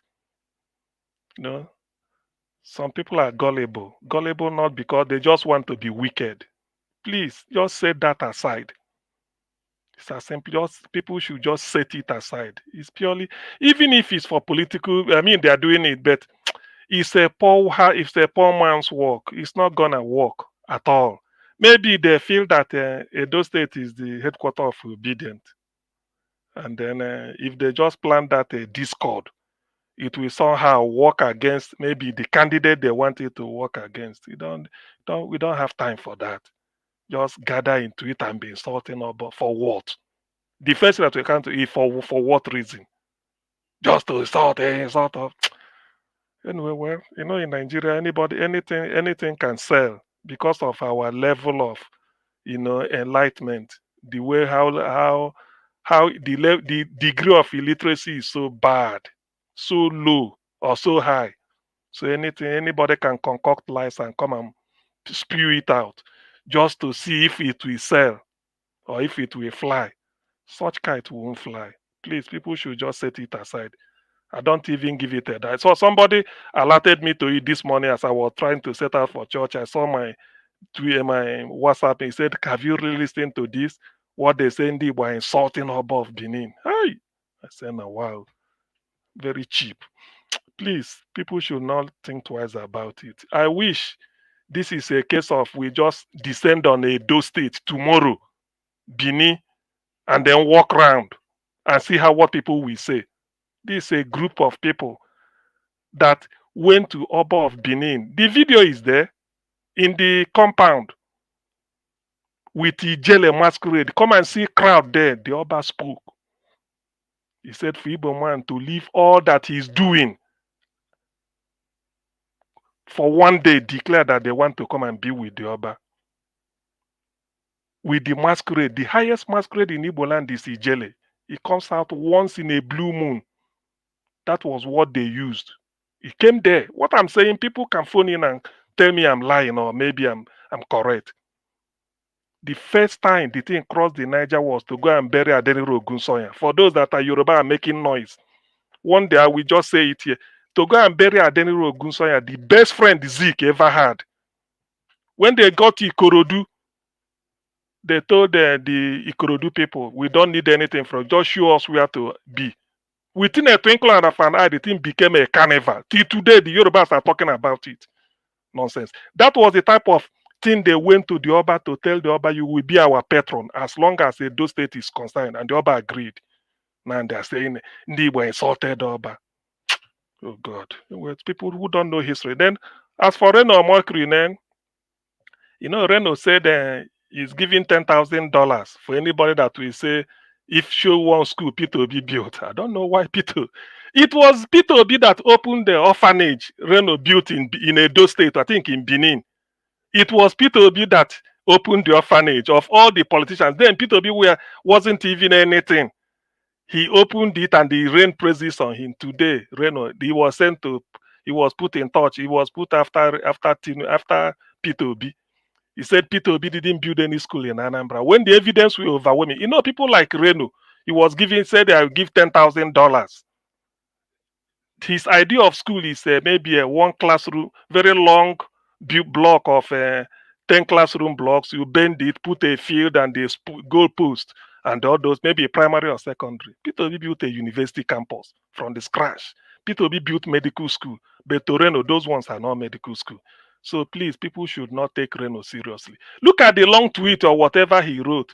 they killed the seven traditional rulers. Of which place? Ndubisi here is from Imo State. It's a question of we put for which place. Traditional ruler rules a place. Which place? When the Fulani buy the two traditional rulers from Ekiti and the one next to is Kwara, Yoruba speaking area, it was the names were mentioned. People knew. So which traditional ruler were pied? Peter Obi did this, Peter Obi did that.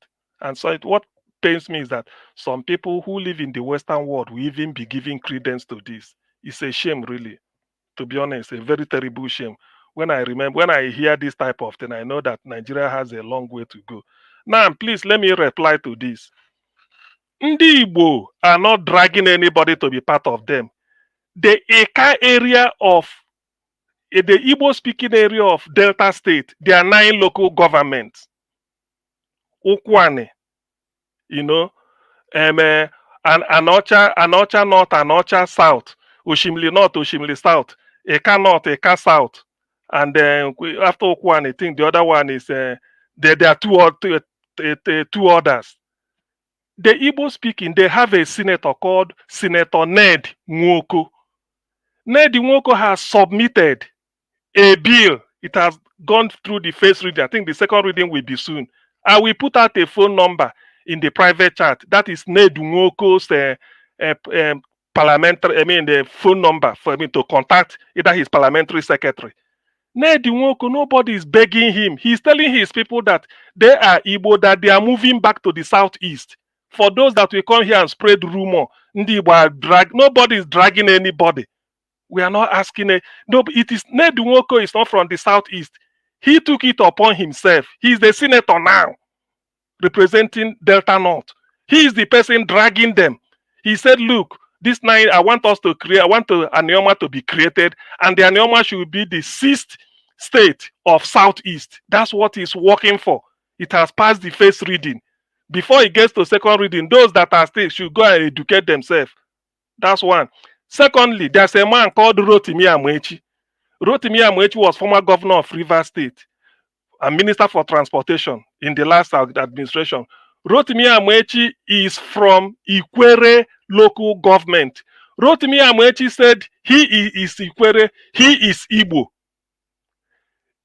Ohaneze Ndi Igbo is an association. It's not like a socio-political association for only the Igbo people, just like Yoruba have their Afenifere. Anybody who happens to be the secretary of Ohaneze Ndi Igbo must be Igbo man.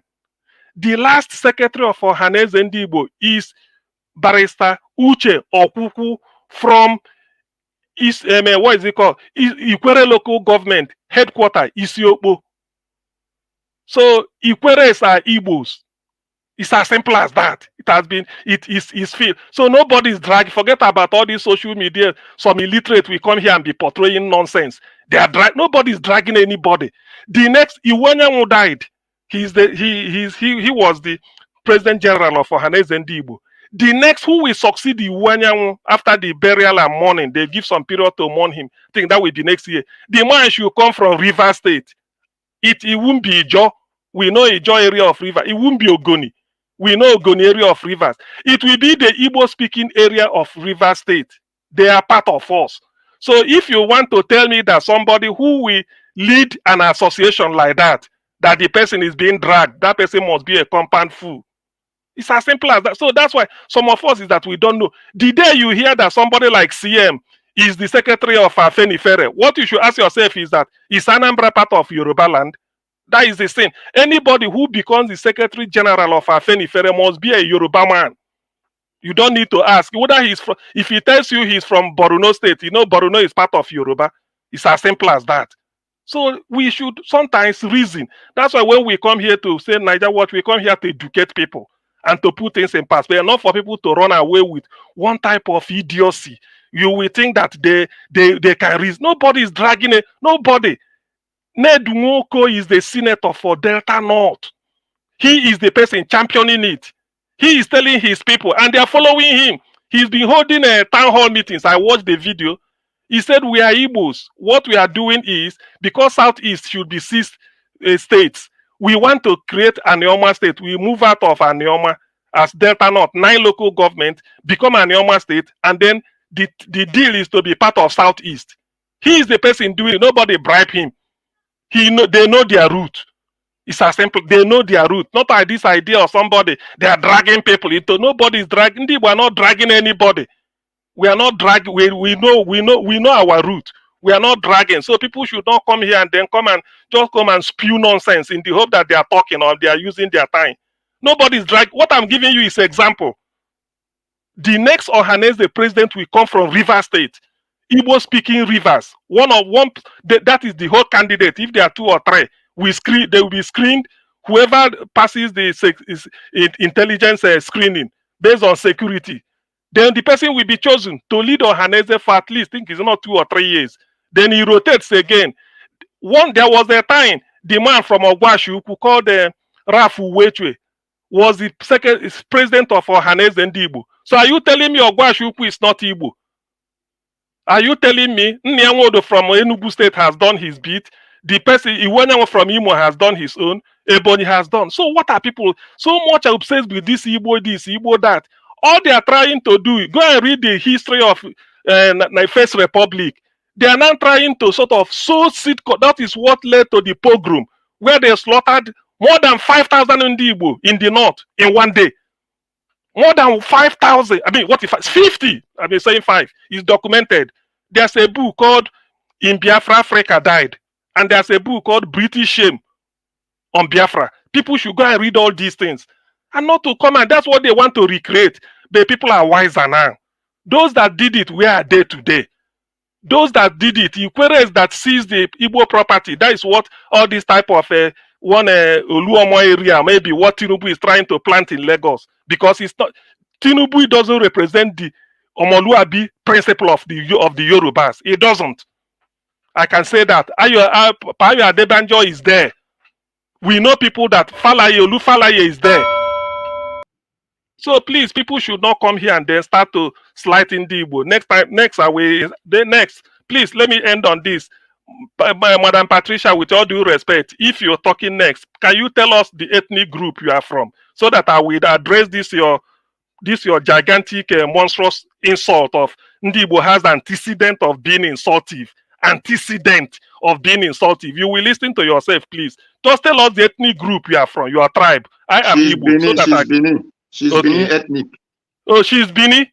Ndibo are not like that, please. If there is anything, Bini are the first friend of Ndibo, and I will prove it in the next round. Bini are the first friend Ndibo has in Nigeria. I will tell you why. Thank you. I would like to know that history later on. To be honest, we are all here to learn. Yeah. So, Madam Patricia, you want to say something? Yes, I want to tell Mr. CM that everything he has said is all lies. It's all lies. Because why? Ikwere is not evil. That they accommodated you people. You listen. You people should know that we know. Are you hearing me? That they accommodated you people to come to Ikwere to settle down. And then you settled for decades of years now. And automatically you want to claim it. It's the same thing that you were trying to do in Lagos. That they tell you that you started saying Lagos was no man's land. If they allowed you to continue like that, before they know, they will tell you, start telling them Lagos belongs to the Igbos. That's what you've been doing. So people know all these tricks. Don't come here to spill lies. You are the one spilling lies, not me. Okay, we'll continue with that later. I believe Mr. CM would like to respond to that later on, but let me quickly give others time to speak now. Oga Chris, thank you, sir, for your time with us. Good evening to you. Please talk to us. Mr. Njao, good evening and happy Sunday to you. Thank you. Yeah, personally, I think I'm in clatters listening to some of the submissions from panel.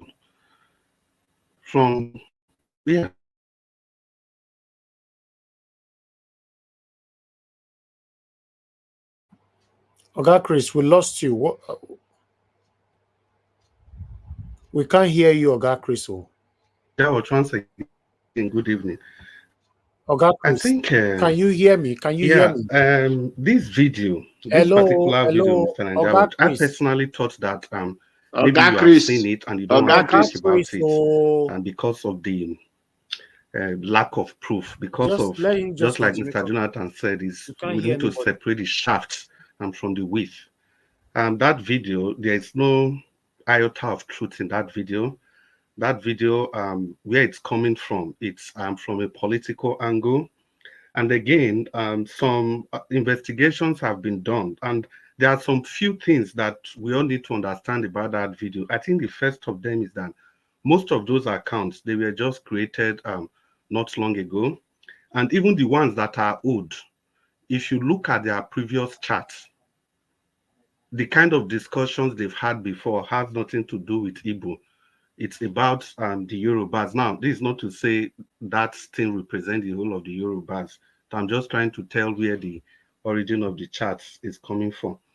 And again, why are they drawing their attentions? Why is it that it is this same ethnic group, they are the one drawing the attentions of the Benin to that particular video? Why is it speculating on their political space, on their banting space, on their satanic space? If people have insulted the Oba, do we not have Benins? Don't we have Edolites on social media? Why are they drawing the attention of Benin to that? It's all about trying to destroy the Labour Party because they understand and that the Labour Party is headquartered in Edo State. Yeah, and one of the reasons I said I was in tatters was because I don't know, Madam Patricia, I don't know if your last statement about the claim of Lagos not being is a no man's land, are you trying to justify what has happened to the Igbos in Lagos? Yeah, because in your previous submission, I think this thing going on, I don't know if you were also trying to justify it by saying the Igbos, they should behave themselves, they should not be insultive and things like that. I think, well, I don't know. Then I don't know how to say this. It's very painful and it is quite disturbing. Secondly, there's this thing that happened in South Africa. Our Lady, they have Nigerian, half, was it Namibia that was disqualified in South Africa. Do you know these same guys,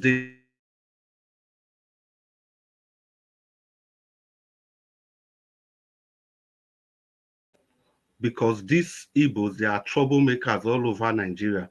And the South African people replied these guys and say, oh, I can see which part of Nigeria are you from? The man broadly say Ogun State. They say, oh, is it that place where they do a lot of ritual killings? And the man started arguing. Then he started sending videos and newspaper reports of killings and of buying of ritual buying, kidnapping, everything. And the South African people, they simply ended by saying that they don't see any difference between any part of Nigeria, that this even speaks volume about the kind of people we are. That somebody is talking about your people, you separated yourself and you threw the other set of people under the bus. Do you want to actually blame the Igbos for that? Well, for me, I think when we make some of these statements, we really need to be retrospect because the facts are there. They ought to be separated from the shafts. We must face things the way they are and say it. I think the onslaught on the Igbos is just too much. And I'm beginning to think that a lot of people clandestinely, they support this thing, but they just come only online to come and be saying another thing just to be politically correct. This is Nigeria. It belongs to everybody. We have seen, even if a group of people, let's even assume those things they said, let's even assume it was true. Can't we see that that's a group of people that wouldn't represent the entire Igbo race? Can't we see that? And yet we are trying to admonish them to behave properly. It's just the same thing that was said to Diallo when he was shot 99 times. And they told him, why did you not survive? And he asked them, how could I have survived when I've got 99 shots by my side? I don't know, this thing is becoming scary and it's taking a different dimension. And again, I'm also forced to talk about the tithes and offering. I'm also surprised that it was alleged that the people are not forced to pay tithes. I'm sorry, they are forced to. There's a video of the foremost man of God who said, if you don't pay tithes, tell them they will go to hell or they will not make heaven. That is force. And also there's people, they also force them in another way. They cajole them. They brainwash them by telling them that if they don't pay tithes, they will not receive the blessings of God. Is that not worse than putting guns in people's head? I don't see why we shouldn't exonerate these fake men of God and blame the people they ought to have known better. When you worship in a congregation and your pastor use the Bible to deceive the people that they should pretend over, it must be said like that. We shouldn't leave the pastor and be blaming the people. They are listening to their shepherd. And it's what their shepherd told them. That's what they do. Like I repeat, one of the foremost men of God, the video is still awash in the internet. The pastor's conference, he told his pastors to go and tell the congregations, tell them they don't pay their tithes, they will not make heaven. Is that not worse than putting a gun on somebody's head? So in that case, are you still going to blame the people that were forced, that were cajoled, that were deceived to go and pay their tithe? Otherwise, they will not go to heaven. We all know that this pastor, they don't just say this thing as if it's an option for these people. They say it and they tie it to so many other things. If you are not doing well in life, they say it's because you are not paying your tithes, that you are stealing from God. I think we need to say this the way they are, but in all, we really need to define what we want as a nation. And I think, Mr. Ndubuisi, you spoke really well. I don't know if it was you, because I know you don't always believe in this Biafra thing, but for once, we're able to say the way it is, despite your givings about this Biafra thing. And as for me, I don't have anything, whether Biafra or whatever. I just believe in fairness, equity, and justice. Look at Peter Obi, they've bossed him in a cash 99 situation. Like Mr. Jonathan was explaining earlier. Anything he does now is going to be problem. The same thing with the Igbos. If Peter Obi talk, it will be problem. If he doesn't talk, it will be problem. If he supports any person now, it will be problem. The man go do borehole for notes. What did they turn it to? They turn it to another thing. The man is not talking on national politics. It's a problem. If you talk about his own people, it's problem. If you don't talk about his people, it's problem. It's a cash 99 situation. And that's exactly where they've bossed the Igbos to. If they don't partake in protest, it's problem. If they partake, it's problem. And we justify the things that happens to them. What about the rest of Nigeria? The things happening to the rest of us in Nigeria, what have we done? Like the 20 medical students that were just kidnapped on their way to Jos from Maiduguri. What did they do? Were they rude? Were they not accommodative of their kidnappers? I think in all this, we might have our personal misgivings. But for me, as long as this is Nigeria Watch, I belong to this panel. Because I have friends listening to me. The highest they would tell me, you just did that panel and this person, they talk like this. Or this one, they talk like this. That is why if I'm here, whatever I know something about, I say it. Because 10 years not talking, it's also to whatever news that is being perpetuated here. So, like I said, we just need to be more circumspect in our submission. Thank you, Mr. Nanjawat, and good evening.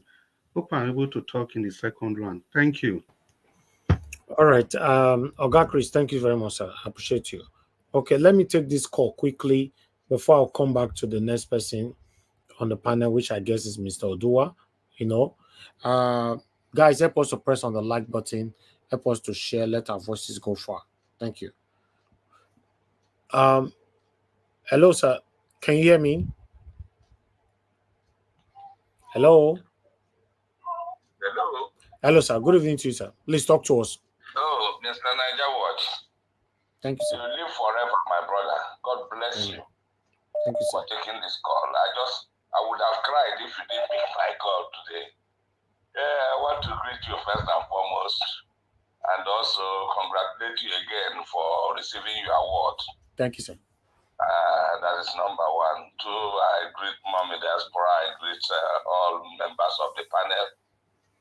And I just have, like usual, two things I want to talk about. First is one on Obasanjo and the issue of the, critics that have been following him. President Obasanjo is realizing his mistakes, and when he's coming out like this, people should please bear with him and support him to support the youth to achieve the purpose. He is a very important figure in whatever will happen in Nigeria. And from what he's doing, I don't see him going back if the youths come out en masse. That is that. Then two, Niger Watch. Omokri is not trying to do anything but trying to just, discourage you. I want to use that. I want to start from that point. Omokri knows fully well Igbos and the Edo people, most especially the Beninese.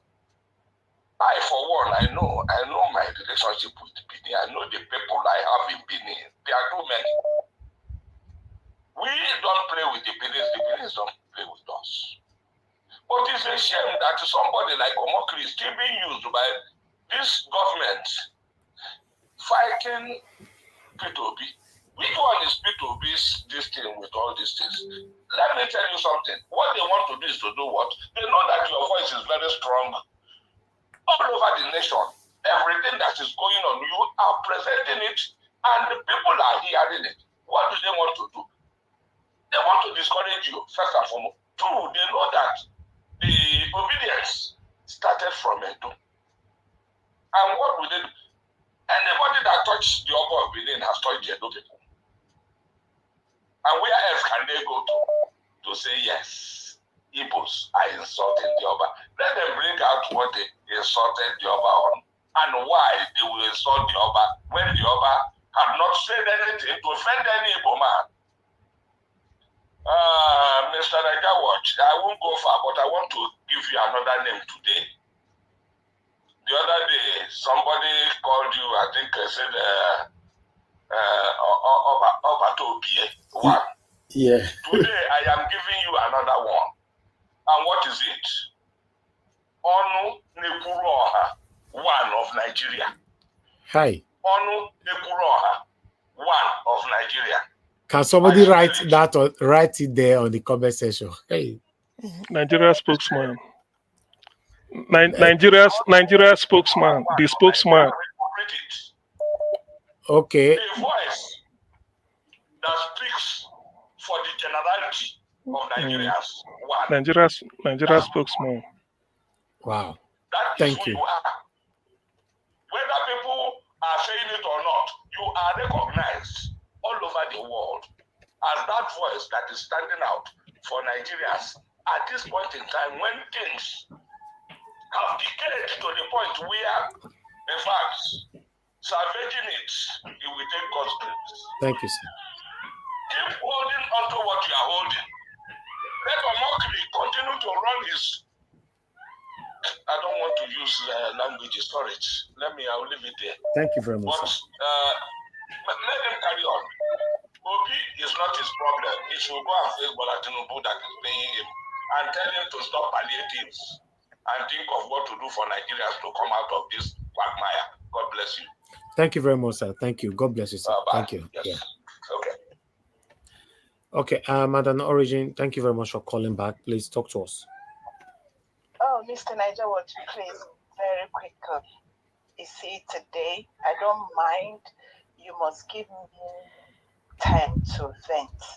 And I don't mind if this is going to be my last submission here. Madam Patricia, you called me the other one Because why I know you called I was the one you were referring to. You were referring to the facts. I was referring to what former president Olusegun Obasanjo said. He said, I used Igbos to kill Igbos. And I said, Ikwere people speak Igbo, but they say they are not Igbos. Delta Igbos. Those people, I don't know. I don't speak for them. It is their right. If you speak Igbo and you say you're not Igbo, that's okay. That is up to you. But I was referring to what Olusegun Obasanjo said. And I said that these people can do anything because of their agenda. Can you imagine a people that they speak Igbo, their tradition, everything is Igbo, and just like you were saying, and let me say this. You see, I don't mind insults.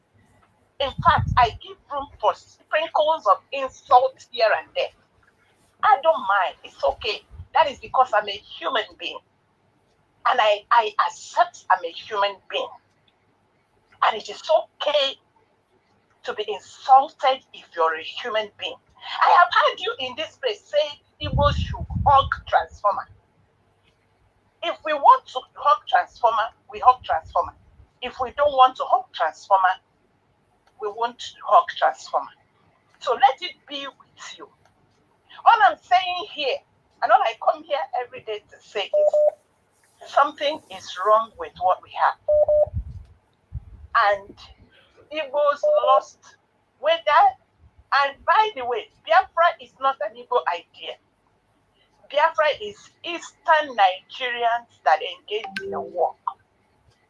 And a lot claim they are not part of it, that they are not Biafra. It was not an Igbo man that gave the name Biafra. It was not an Igbo man that went to surrender for the war. So please, if the history is taken from you, you need to go and find it. In fact, I rest it there, Mr. Niger. Thank you. Thank you, ma'am. Thank you very much. You were still very composed. I thought you want to scatter the whole table. You not scatter anywhere. You know, that was a good composure right there. Thank you very much.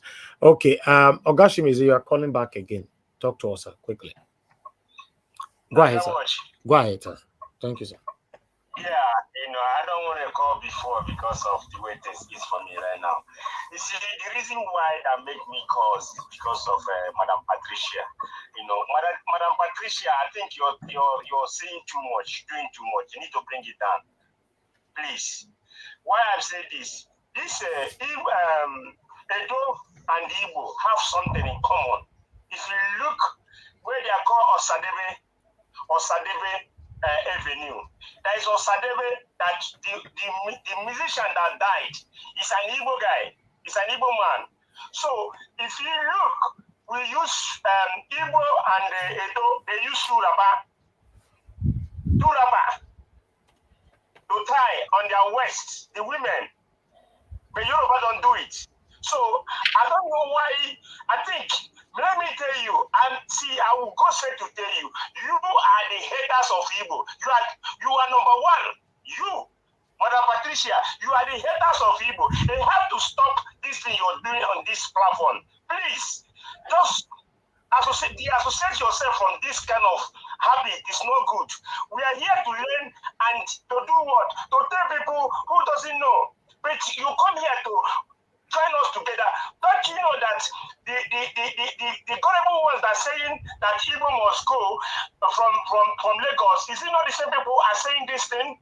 Then you're telling me Ikwere and all those stuff that he's hearing Igbo. So are you telling me that the Igbo name just come up from heaven?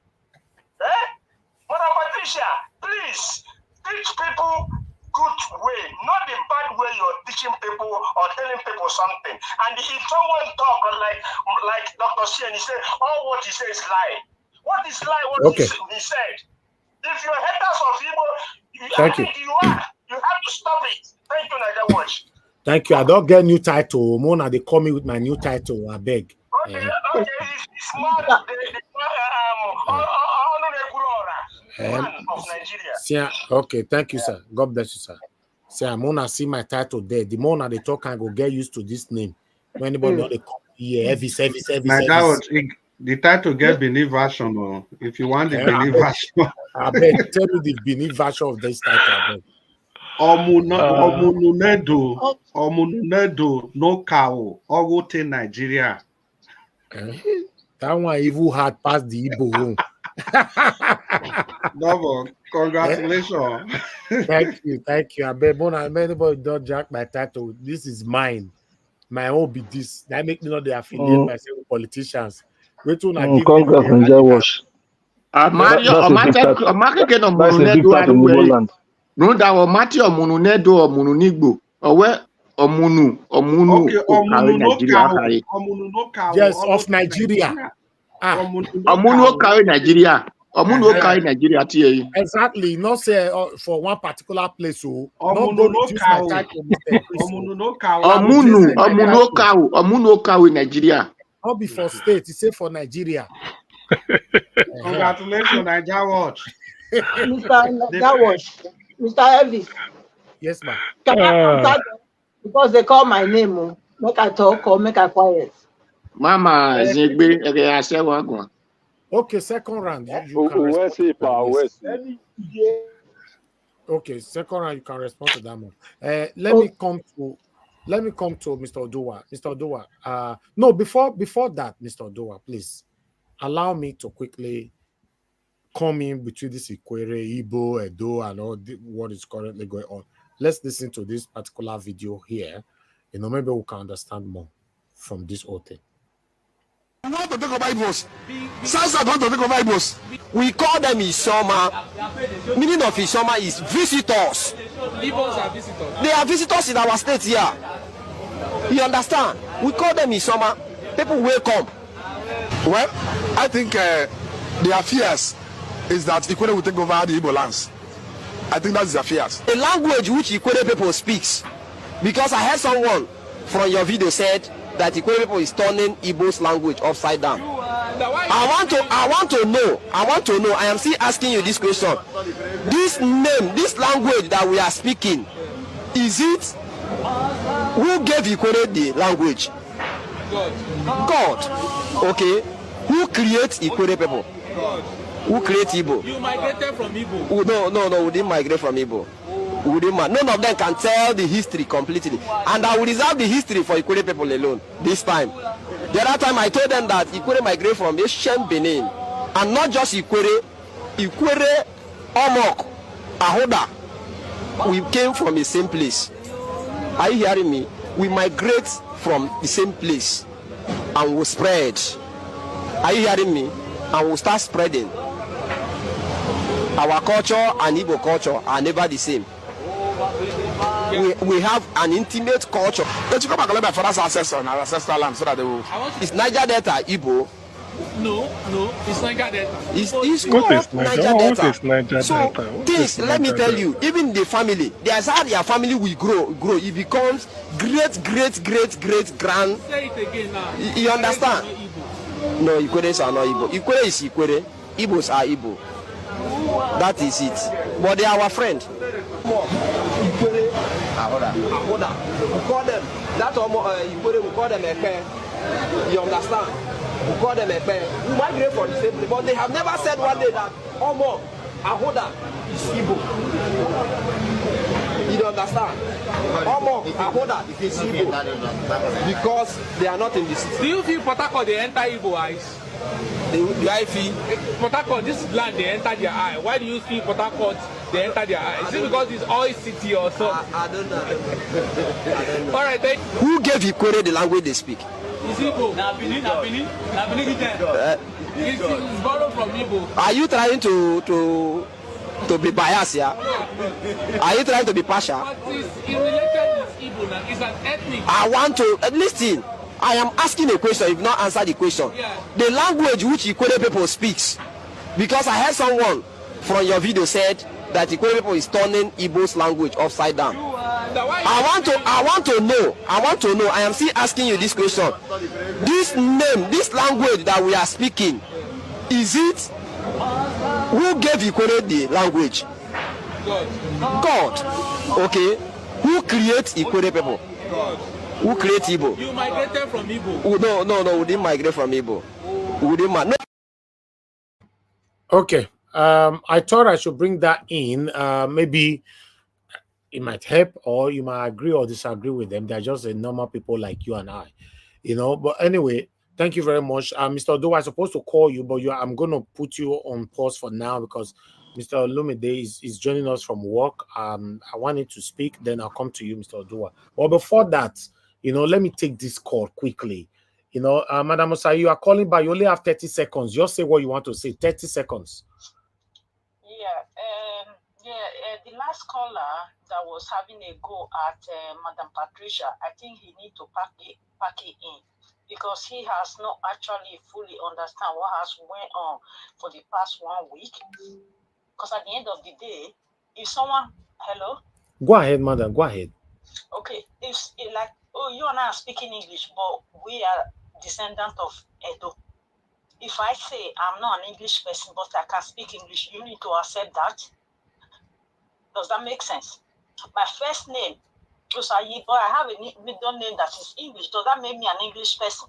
People need to respect each other. People need to respect their boundaries. If someone tell you they are not an Igbo, you need to accept that. They know their root. They know where they came from. It's a common ground. Okay. She said, do not force me. People need to have respect. That's the reason why we are where we are in Nigeria. You do not force anyone to belong to anywhere. If they know their history, respect that. Thank you. Thank you, ma'am. Thank you very much. All right. Thank you very much for calling in. Your name and where you're calling us from. You have noise on your end. I'll cut it all.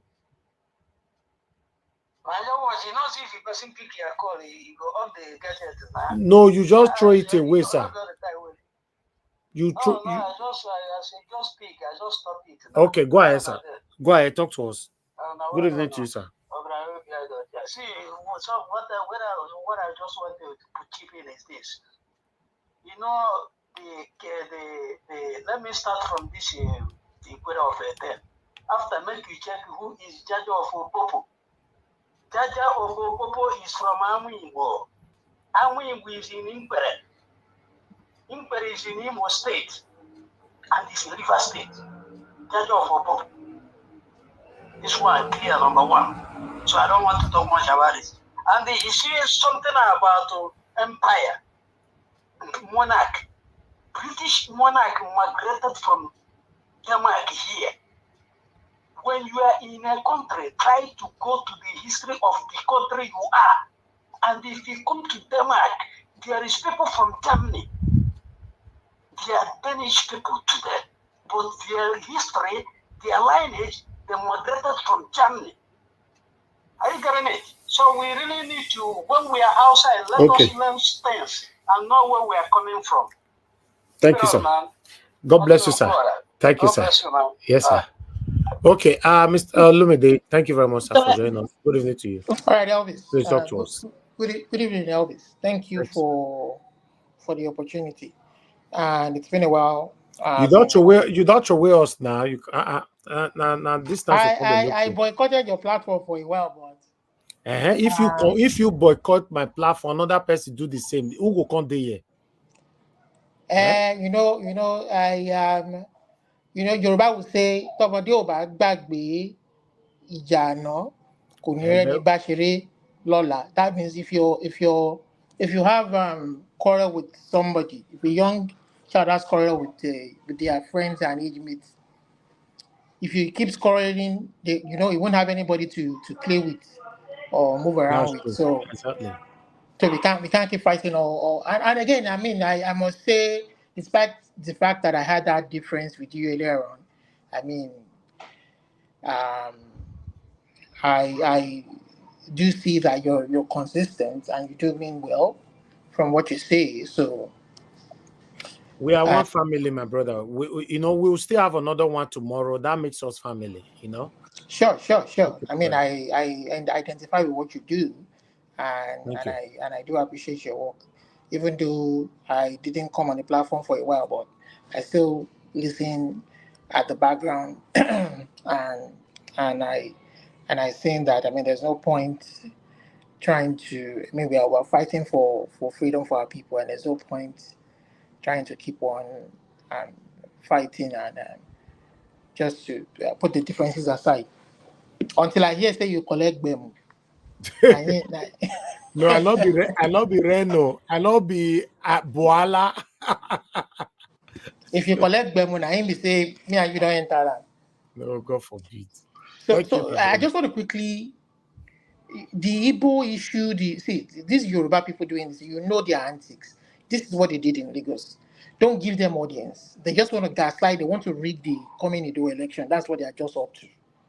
They don't have. They don't want to play fair. They just want to use scatter like somebody. Some people have earlier said, this is not Yoruba. This is not. This is just nonsensical politics. They think they are playing politics, and to them they are having fun, and they don't see anything wrong with it.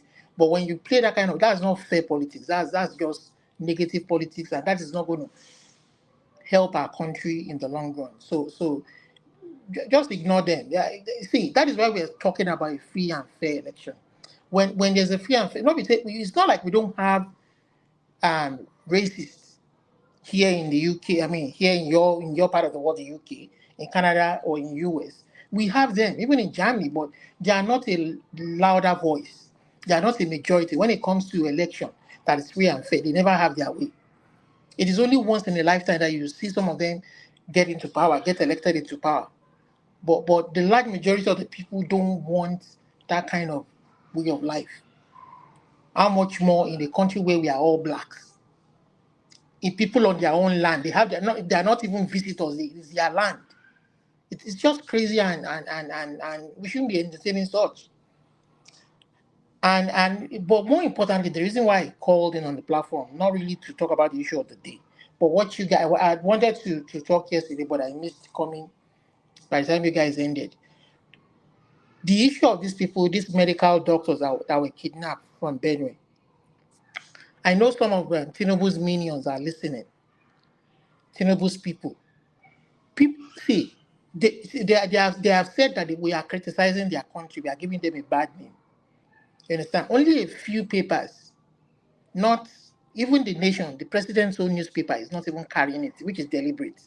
Only a few papers are carrying the continuing kidnap of these medical doctors that were kidnapped.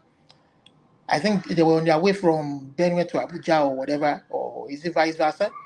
If they know they have law enforcement agents, they have specially trained forces, well equipped, go and free those people without paying ransom. Tinubu, send your special forces, your police. You are in charge of the federal police. It is the state governors, even though they are called chief security officer, they don't have control of the police. I'm throwing a challenge to you now, Tinubu. If your minions are listening, Minister for Police Affairs, Minister for Defense, all of you, go and free those people. And let us see it in the paper the next day or the next couple of days that you are working. Otherwise, that country is just a mess. That is my own. That's why I came on. That's why I came. I just want to throw that challenge to Tinubu's government. You don't want negative publicity for your country. You don't want bad publicity for your government. Go and free those people. Now, I don't say you work. Make them no pay ransom. If you know you are working, go and free. Send your special forces. Make them go free those. Make every paper carry out in the next couple of days. Where your special forces where they harass protesters, keep innocent protesters. Now go and free those medical doctors. Otherwise, that country is finished. What more evidence do you need? That country is finished. That's my contribution, Elvis. Thank you very much, Mr. Olumide. Thanks for coming in to put your voice to this today. Thank you. I'm very happy to hear your voice. Thank you very much. My people, I appreciate you all right there. Let's hear from Mr. Odowa. Mr. Odowa, please talk to us, sir. Good evening, Mr. Najawash. Good evening, everyone in the panel, all the commenters, all the listeners, and all the viewers. I thank you, everybody who have spoken and who will still speak after me. Well, this talk will take me out of this topic today. But I thank Moyele Sowore, who is telling Nigerians to wake up, who is telling the Nigeria students, because that was what I was even discussing today. I said student was what people used to protest in Nigeria then. But now, even to the secondary school students, they bring them out in protest. But now the students don't even know what they call a better life for themselves. Not to talk the university one, not to talk of able to put the younger students in the right perspective. So that is why, because it is Nigeria to learn from others. That is why I always say, when people say China something is fake, I said today China is the best. Why can't we do that the same fake and now later have best like the Chinas? So that is, I love Sowore, I love his courage, and that is why I said I love people with view and practical agenda that can change the life of people. Where the talk of these Igbos and the Edos, because for me, I don't like what I hate. Let me be sincere. Let people not say it is Yoruba, it is this, it is that. And I'm not saying this as a majority of Igbo or the minority of Igbo.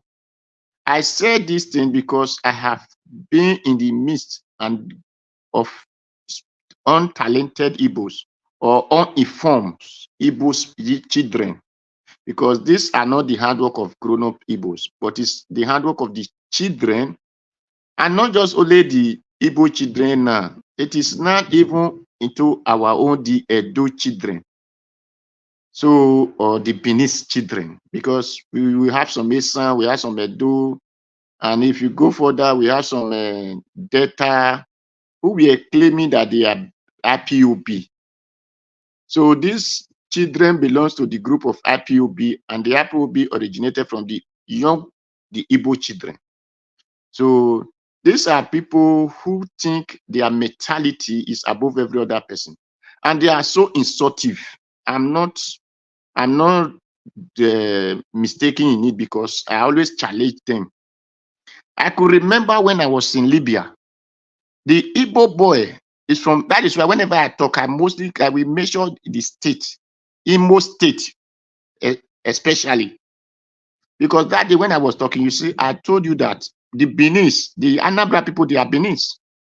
The Ezike of Enugu, they are Benis. The Bende of Abia, they are Benis. And the Igede of Ebonyi, they are Benis. So I will tell you in areas of Igbo, which are Benis. And these people will never insult the Edos or the palace, because they know their histories and they still teach their children. So, and this Igbo we are talking about, that is why when I talked the other day, I said people should not be talking the majority. I said it is just language, not by ethnicity. By this is our tribe, we are the major. No, they should not stop using it that way, because Igbo is not an ethnic group. It's a dialect that which they come together. That is why they not call it Igbo language. Because if the Benin is Ezike, Bende, and Anambra plus the Igede, then are they Igbo? They are not. They did not originate from those. Their blood DNA did not tie with the other people who are not in their group. So lead to Ikwere that people are telling of River State. You see, this is where people get something wrong. One woman can give birth to 5 children into one particular man. All of them will be different father, but they will grow up in the same house. It doesn't mean that they are really the son of, all of them are really the son of that man. So Ikwere in Cross River, a person mentioned Jaja Afopobo. Yes, Jaja Afopobo, their history said Jaja Afopobo was something like slave, which they bought or something. I don't remember how, but he came to their land because he was useful and whatever, then was free, and he has a group of his own and was able to become the leader of his people. Doesn't mean that he holds all the River State or Cross River State. So everybody know that their mother might tell them that this is your father. Why tell the other one this is your father? That is it. Just take them that way. So, but the problem of most Igbo people, young Igbo people, who want to force everybody to admit that they are all Igbos. That is the problem. And that is why you see our mama was talking that way. You go to a car, Igbanke, to be precise. You are telling the Igbanke man that is not a Benin man, it's Igbo, because the what he speak look like yours, not yours. Because the Igbo of Imo State and Anambra State is different from the Igbo of Enugu. It's different from the Igbo of Abia. Everybody has what they call dialect, but they were able to unify themselves with the Imo and Anambra dialect. That is why they now speak. That is why you will see Umbise is different from in Imo State. Oh, I forget where Labera came from. Owerri. They are different people. They have different dialect in it. So for me, let me not use that one as a criteria to say because people talk Igbo now, they are all Igbos. No. Even this Edo, person might come out and say, I'm in Yoruba. Yes, you are Yoruba. That is what your mother told you, your ancestor came from. No problem. I will not force you to say you are a Edo person. The only place I will tell people that we are all Benis. Like when you say the Benis is not limited to Edo. The Igbo, the Urubu, they are Benis. As far as you trace your history to Edo Empire, these things, the kingship, you are a Benin man or you are a Benin woman. So it doesn't matter any direction you find yourself, whether you're in Ghana, you are any place, we are all Benis.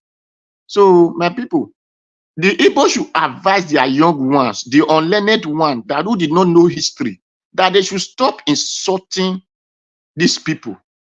We are not their problem because this one we are informed that they will have had their freedom. It is because of we the Edo that did not enable them to have freedom. Then, and they believe that we take instruction from the palace. So, and according to the Edo people said, it cannot do when we are with me. If they cannot do, we are with. So, if not these things that we did no longer know ourselves, I believe that all these things will not be happening today the way it's happening now. Whereby the other day now they said that they are taking the king to the palace, to the court, and people were shouting. So all these kind of things is what led to this kind of insult. That the people who owns the throne or the tradition could no longer value it because the influence of outsiders has mixed with them. So they could no longer have respect for themselves. So if you did not respect yourself, who will respect you? That is why I always use my dialect. I always talk about whom I am. Because it is whom I am will give me respect. If I throw away my dignity, other people will take me as nonsense. So the Igbo should go and advise their children to stop insulting us because we are not being the one bringing all these things to insult them. So that is it. Thank you, Mr. Nigerian. All right. Ogaduwa, thank you, sir, for your submission. Love God is my strength. Thank you very much, man, for this super chat. God bless you. Thanks for your support always to this platform. I'm grateful. Okay, I would like to quickly move on to the next person because I know many of you that have already spoken. You can't wait to talk again. But I think we have a little. Okay, everybody have given their submission. Wonderful. Everybody don't talk. Mr. Dua was the last person, which is wonderful. So let's go for our final submission now. So those of you that wanted to say something earlier on, this is the opportunity for you to speak. Use your minutes to say whatever you want to say. It's only 4 minutes. Utilize it properly. Thank you very much, my people. Press on the like button.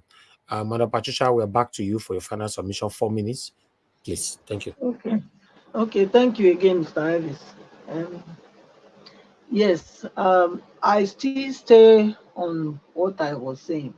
There's a comment here that I want to draw your attention to. Such comments are the things that we are saying, that I am saying, that I will not tolerate from anybody. Somebody here said 89% people living in Benin are from Igbo land. 89%. What does that say? Is that not an arrogant statement to make? It is. It's Okay. absolutely arrogant statement. It's rubbish. Okay. Rubbish statement. So Backward just imagine statement. that And I've always kicked against that rubbish.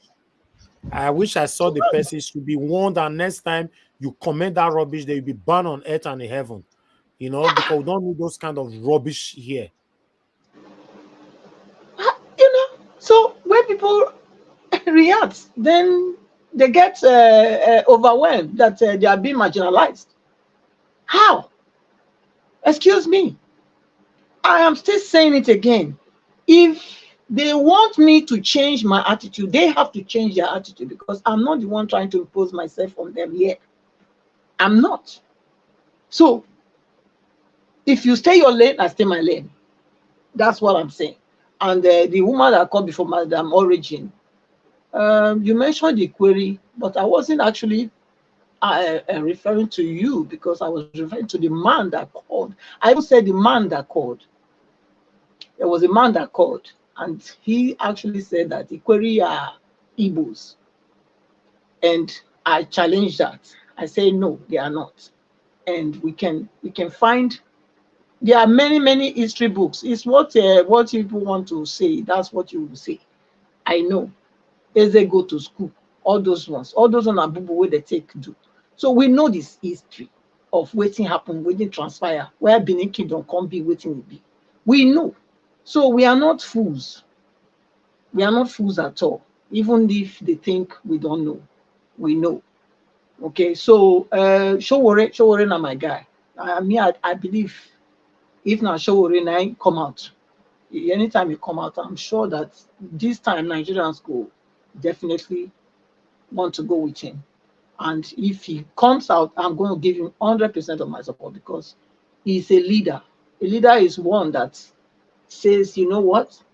If he wants me having to lay my life down for the good of others, I will do it.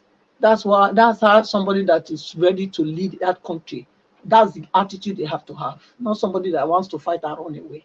Is not ready to fight, because Nigeria, you need somebody that is totally has made up their mind. It's a one-way person. If I go, if I don't return, I don't return. If I return, fine. Then I can lead the people. If I don't, because otherwise, if we want to look for people that will just be too gentle, it will not happen. That country, you know how stubborn they are. You can see it in the governance. You can see the way they are. So the person that will take that place has to be a tough person. Somebody that is ready to lay down their life to make sure that things change. Otherwise, we are going nowhere. That's what I can say. So I'm not apologetic of what I've said. So like I said, if they change their behavior, their arrogance in their speaking and the way they talk to other people, to us, me too, I will change my own. Until then, I will remain like this. Thank you, and good night, everybody. All right, thank you. Thank you very much, Madam Patricia. Thank you for your final submission and your time with us. On this platform, I want people to understand that anybody is allowed to agree or disagree with you. As long as the person did not insult you, please learn to manage people. To be honest, Madam Origin called in just now. I have so much respect for that woman. You can see that she was very, very angry, but I don't know how she managed to compose herself from beginning to the end. Even me myself that is talking here, I wish I can learn from her. For me, if I dey angry, to just scatter everywhere. She managed to compose herself from beginning to the end. You can feel it from her tongue, her voice, everything about her, that she was angry, but that style of composure is very, very important in every human's life. So please, we call it panel. Obviously, you're going to have people that will give a submission that's not going to make you happy. So, if we come here every day, we are hearing one straight submission that's making everybody smile, smile, smile, smile, smile, then we will end up deceiving ourselves. Sometimes we need the buzzwords. As long as we're not insulting ourselves, then, you're also here to counter the person. Tell the person you are lying. I disagree with you 100%. You don't know this history, you don't know this, you don't know that. But the people that is listening, we have finally know what is right and what is wrong. But the habit of we kicking on each other's, hating on each other's, fighting, some of us will vanish for like 2 million years, will not see you again because you're angry. My brothers and sisters, if you are listening to me, life is too short for that, for you to harbor any kind of anger inside you. It doesn't make no sense. If you argue with somebody, just move on. Don't think about it anymore. Please. Um, yes, I understand, Mr. Isaac. I understand, but still, we should still let to manage each other's. As long as the person is not directly attacking you and all that. Even me myself that is composed here, I refuse to watch those videos on social media. What about if I come here and I explode and all that? Then I'll have myself to blame, because after doing that, later on you'll not be regretting. So I'm just trying. Even since do you do you even know that since I reported this thing, since we started talking about what happened and all that, I received private, my personal people have cautioned me already that I should just stay calm or try, I shouldn't talk on it, and truly I don't want to talk about it because I'm not sure how it started. I don't know what happened. I don't know these kind of things. As long as the people that I have on my panel here, they are not the kind of people, I'm good to go. I don't have the power to control everybody. I'm sorry about that. Even though I'm from Edo State, I'm a proud Benin man and all that, but I don't have the power to control everybody. That's one thing people must understand. So as long as you don't come here to portray those kind of satanism, then that's fine. Go and say it on your platform, man. I will not watch you, and I will not even bring it here. Thank you very much, my people. God bless you all. Let me come to the next person, which is Mr. Destiny. Mr. Destiny, please talk to us. A final submission, 4 minutes. Thank you so much, Mr. Naija. Good evening once again. Thank you, sir. Mrs. Patricia, thank you for what you just said. I know for supporting Sowore, that is why I see that, because we agree in that issue. But right from the one, this is the reason why I did not support Peter Obi. Well, because even if it's an Igbo man, because me, I don't believe in all this tribalism of the thing. That's why Nigeria is okay to today. But for you to say But, all the but whole as an Igbo might not support Peter Obi, do you think it was a good thing? yes, because I told you right from the one here that the reason why I don't want to support Peter Obi is that he does not always speak out when they are doing some kind of things about when they are oppressing people. He does not speak out then. You mean when Even they are even oppressing if your? You mean when they are oppressing your own people or anybody in Nigeria? No, I don't know. Yeah, as in Nigeria, like when the government is treating the citizen bad, he does not speak out. But Peter Obi is always speaking out now. He's doing that now. I said then. Okay, before. Okay. Yeah, I said then. That was the reason why I did not support him. That's fine. Go ahead. Yeah, I told you here in this session when you guys were supporting him. I said that was the reason why I would not support him then. So, and me, I'll continue supporting Sowore till tomorrow, because that is the person that he does not care where you come from, and he stands that this is what is right, and he will always stand for that thing that is right. So, for all these fight between those states, or this, for me right now, I believe it's just distraction. That's what I'm looking at it. That's my own thinking, because I don't see the reason why people are saying because of what Nnamdi Kanu said for years. Election is coming, you guys are bringing it, or because because of 2023 election, you guys is seeing how this is going, that this man is not ruling the country the way it's supposed to be. Now you guys are now bringing it. Nnamdi Kanu said this about the Edo people, and this one, because of that, Omba is this. This is the Omba that every one of us has never insulted in any way, no matter what. And now, because of election last year, people that is not up to this man, a great son, not grandson, the great, how do they call it? And now here talking what I don't even know how to put it. But all what I want to say is this: let us not let these people to come here and divide us. Whatever we know that this person will stand and make us do the right thing. Because sometimes people will come and say, one person cannot come and make the country okay. But one person came now and made the country, destroy the country, because just for him to come and said subsidy is gone,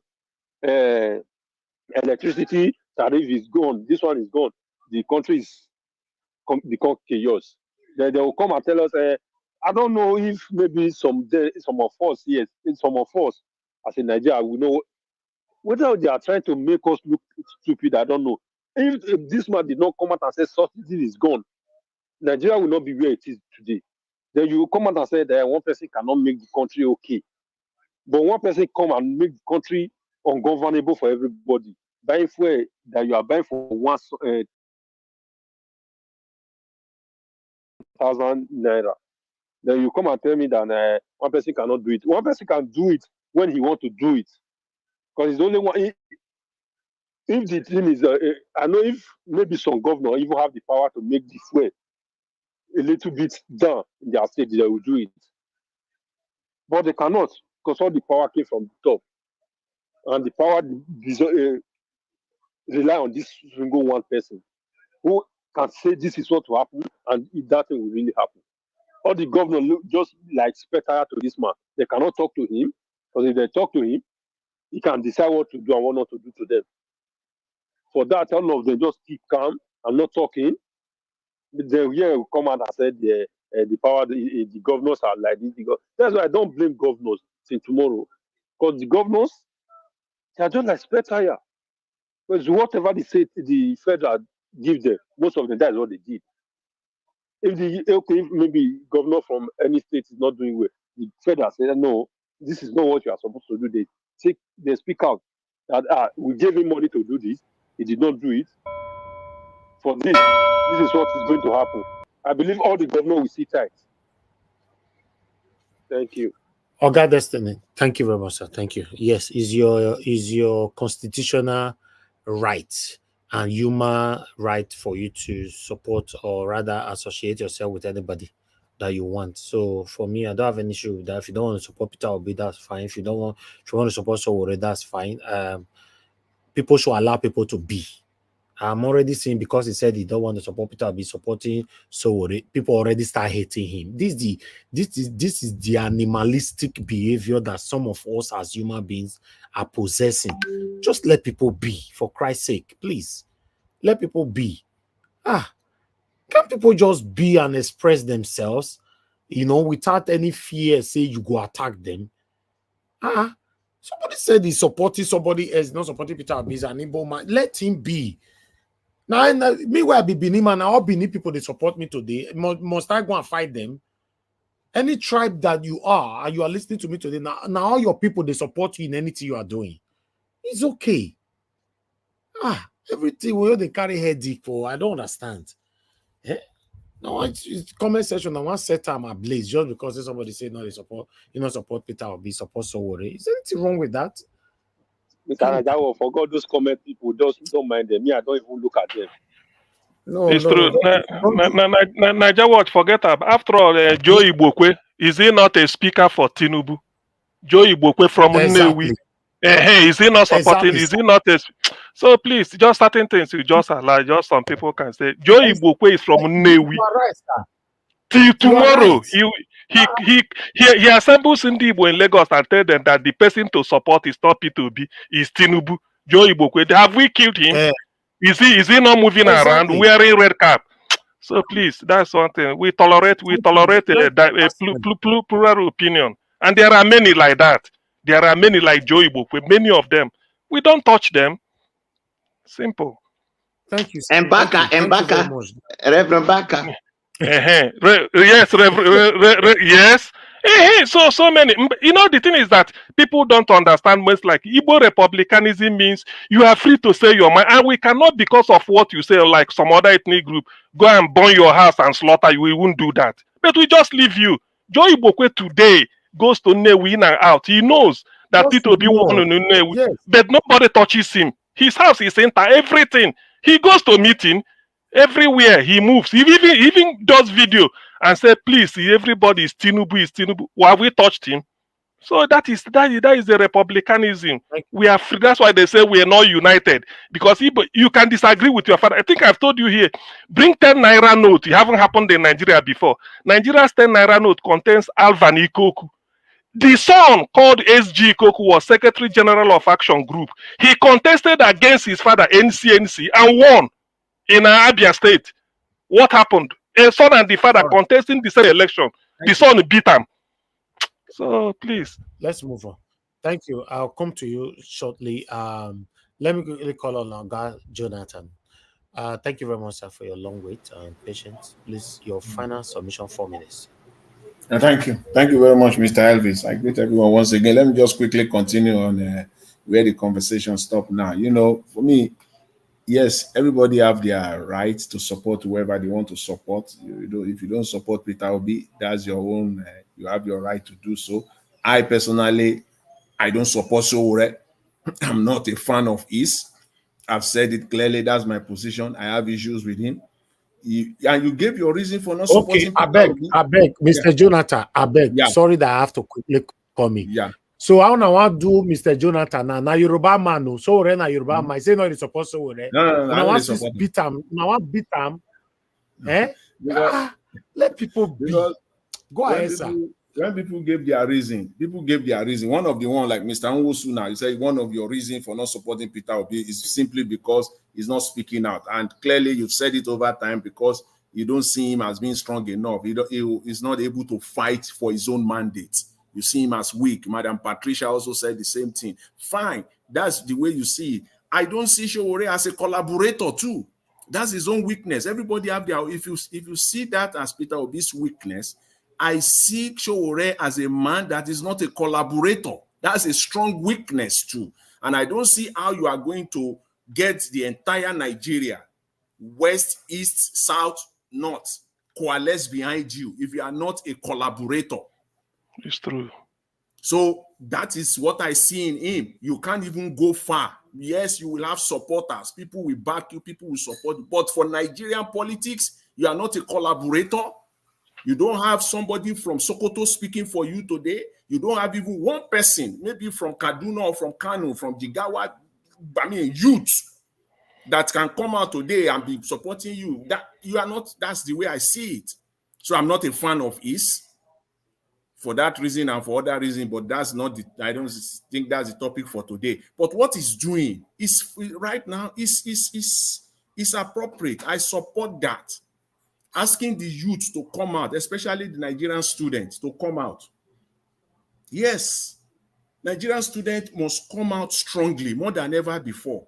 If not for any reason, this is the time that your voices are much stronger, more potent. This is the time that when you talk, it goes far and wide, people will listen to you. See, the moment you step out of college or university, you become a dwarf. Nobody is going to listen to you anymore. You will not be coordinated any longer. Everybody will spread all over the place. People continue with their lives. Your opinions will become more divided more than ever before. But now that you are in school, you can work together. More or less, you have common goal or goals. This is the time. Because those things that you are seeing, all those things that are confronting Nigeria today, by the time you step out of university, those things are waiting for you. They will still confront you. This time around, at a bigger, larger, at a much more bigger space. That's when you face them. You'll be confronted with those things. So this is your time to fight for it. Literally, you are fighting for yourself and you are fighting for your future. And this is the time that your voices can go far because you are more united now. You are in school all together. You have much more commonality, so much things in common. So this is the time. Take advantage of it because all those things are not going to leave you. All these issues of Nigeria, they will still be there by the time you leave the shores of the university. So this is the time. So that's why I support him. This is for Nigerian students to come out. You have a big role to play here. A very big one. That's why Tinubu is fighting playing the politics. You know, the politics of money. trying to suppress them, making sure that, keep them, each and every one of them on their campuses, that they don't come out. Because can you imagine if the Nigerian students join? It will be a different ball game. So that is why it is important. I will call on them, on all Nigerian students. These problems that we have in Nigeria, all of them, if you think that you are not part of it because somebody is still paying your bills today, somebody is Tinubu, is a money, that's what he does best. He's now shoving the money down your throat now, giving you student loans. You will still be confronted with all these problems by the time you leave school. All those problems are waiting for you. Don't think that somebody will pay your bills forever. It's not going to happen. You will be confronted with all these issues. So this is the time you must fight. You must fight and secure your future. So, Mr. Elvis, I will leave it at that for now. Thank you very much. Thanks for the opportunity. I greet everyone once again. Thank you, Mr. Jonathan. Thank you, sir, for joining us today as usual. I'm proud of your time with us. Thank you. Let me come to Oga CM. Oga CM is your time, then I'll come with Okay. after you with Oga Chris. Okay. Your Okay. final submission, Thank sir. you. Thank you, Niger Watch. If you go on the chat call on the chat, 9:52 p.m., the guy who said 89% of Bini people are Igbo or something, he corrected himself. He said what he meant is non-indigens living there. That's what he meant, not the Oh, people. okay. Yes, so he's wrote it there so that people should not go and start building a narrative on it. Because myself, On that, yeah. I'm surprised though. I wanted to challenge it, but I've seen this, so that is one. Then if I went to the private chat, I put where Jakonde in 1979, 1st October, the day he was taking oath of office. In his inaugural address, he referred to Lagos as no man's land. So if today I said, according to Jakonde, Lagos is no man's land, people should not take it out on me. They will go and check. That's why when you quote the Bible, if I say Exodus 14:14, me said, the Lord will fight for you and you have to be still. You don't take it on me. You go to Exodus.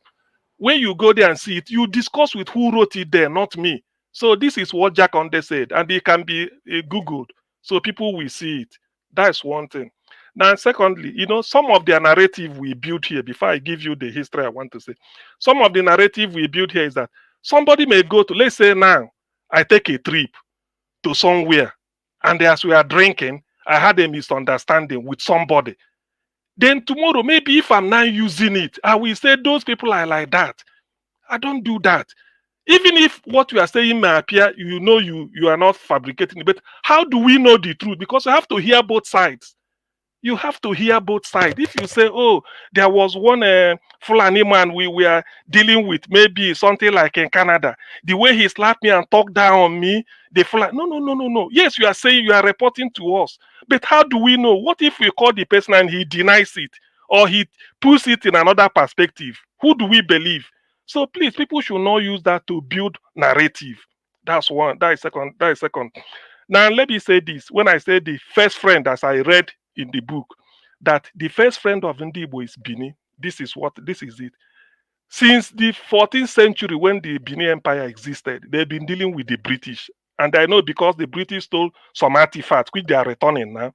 It wasn't stolen with something like it's not something they gave to them freely. They must have invaded and stolen it. So that invasion of all those things is what I'm referring. So it happened. Then it happened maybe thousands of years ago or hundreds of years ago. But in the 18th century, there's a place in Asaba called Ekumeku. They fought Ekumeku War with the British. So the Ezechima, which is the traditional ruler of Onitsha then, because Onitsha and the Asaba almost they are the same. Forget about the river. The Ezechima had to resort to who has dealt with these people before. He went to the palace. He went to contact the palace, and then they were talking at that. That is what I mean by, because you know your friend when you are in need. So he ran to him. That's why I said with history records that the first friend should be the Bini. That's why I said it. And because of that Ekumeku war. Because the Benis had dealt with the British before through the palace. When they came all these artifacts, we are not doing, and do so many things like that. I may not know the details, but we all know that they've been dealing before the Portuguese even had they had an embassy or so. So that is what I mean. And secondly, the origin of Indigo were Jews. It has been proven with DNA. We are Eri. That's what they call Aguleri, Eri. If you get to Anambra today, there's a place called Aguleri where the former governor is Obiano. They have a shrine or something like that where it was documented. The origin of Ndibo, they are Eri. Eri is a descendant of, I think, the 12th son of Jacob before they now moved out. If you look at it, it has been proven. I read it and I read it very well. So this book is called The Startup Nation. I read it because of the Jews, what they did. It was mentioned in one of the pages. So why I say it is that it's not that we are making mouth, but we know where we come from. But the thing is, even if you come from somewhere, you have a friend. So why I'm so disappointed that people might be saying Igbos are insulting the Oba, insulting the palace. Well, I don't see there is nothing the Oba of Benin has ever, since I've been living, that has ever done to even warrant anything. Like we know, some people have said it here. This is just politics. Some people are just engineering this thing up. And mind you, I'm always skeptical on the social media. If you don't show your face like I do, the name, all I take to, if I want to cause confusion, I can put a TV name here and be saying whatever I want to say. They say na TV man, no see na the name. But if I'm showing my face, you will go back. Let's all of those people doing it on Twitter, they all show their faces. If you go back, maybe 1, 2 days before you know all over the world, after about some months, some people will say, I know this face. From I know, because some people will know you, they say, I know this face. From that face, they will trace, say, oh no, this man is this, I know. But because people you hide behind your camera, you answer any name, and then you start to spew nonsense. People learn different languages. People learn, there are Nigerians that can speak 3 or 4 languages in Nigeria, and then they use it to cause confusion. So people should be skeptical what you take. That's why at times, I remember when I say here, I say, I show my face, I'm genuine. Whatever, if you take it up with me, yes, I can come. But I'm not trying to say those that doesn't show, they are not. But it should have been, if something like somebody are saying all this, whatever insult, if I'm draining insult, God forbid, on the Oba of Benin, the moment I say it, somebody can take this and be tracing. Somebody must tell you, say, I've seen this face somewhere. Before you know it, somebody will trace it. So things like that is what I'm always skeptical. But I feel that people are free to believe what they want to believe in. Now, let me appeal to my Igbo brothers. The fact that somebody doesn't support P2B, in fact, I can give you a dozen name off head. Rochas Okorocha didn't support P2B.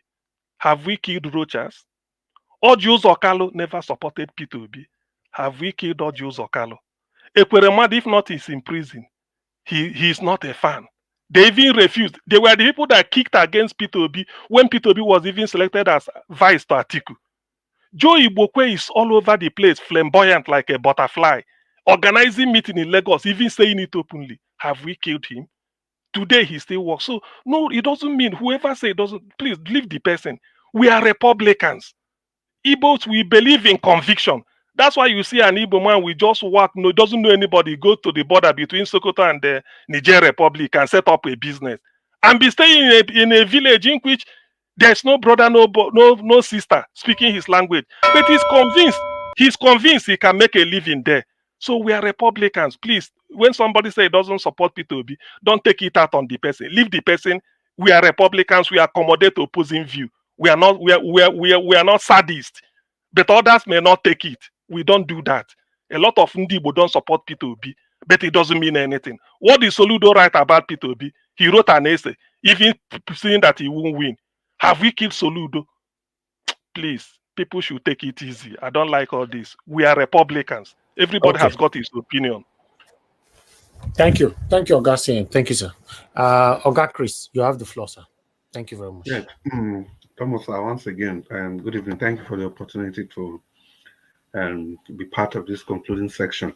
Well, I think, yeah, like I said earlier, I thought you saw the video earlier and you didn't want to talk about it, which is good. I think it's just better to leave some things like this. So, exactly. As for me, yeah, it's the right way to go. That's why I didn't even bother to share it with you. Because when I saw that you didn't play it, I said, okay, I think this Nigeria Watch is doing the right thing.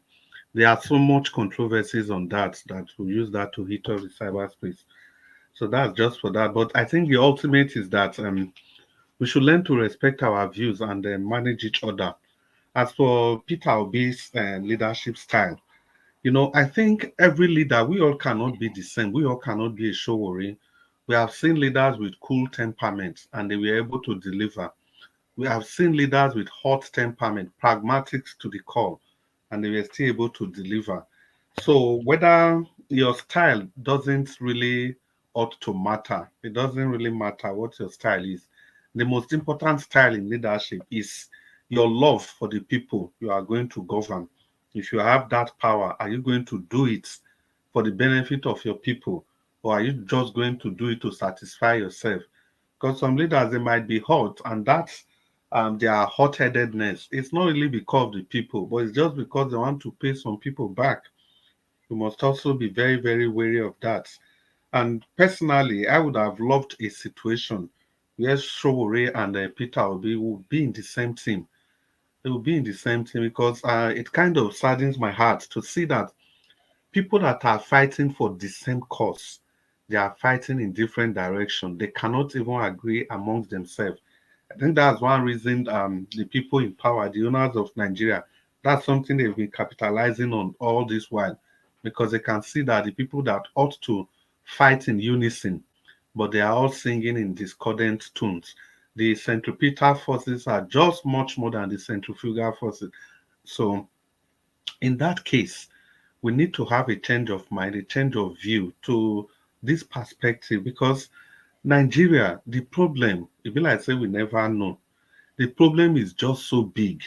Let's even take a very simple example. AAC that Sowore formed, we saw what they did to him in his own political party there. Look at the way the powers that be, the way they threw him out of that party. He had to fight and fight and fight. Now, still Nigerian courts in Congo get justice now. He could have done it by himself if it was possible. It wasn't. And the only reason he even won that case in court is because the APC, then they were no longer interested. They've already done what they want to do. The election is gone, everything is gone. And they just allowed him. And so it's not about strong men. It's about institution.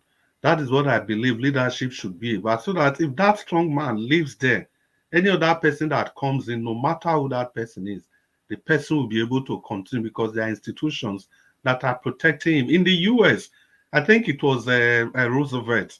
He was on wheelchair. Well, their president on wheelchair. He had Yes. paralysis, infantile paralysis. He had polio when he was a child. And, the thing that affected him later was on a wheelchair, but he was still able to govern the United States because the institutions are there.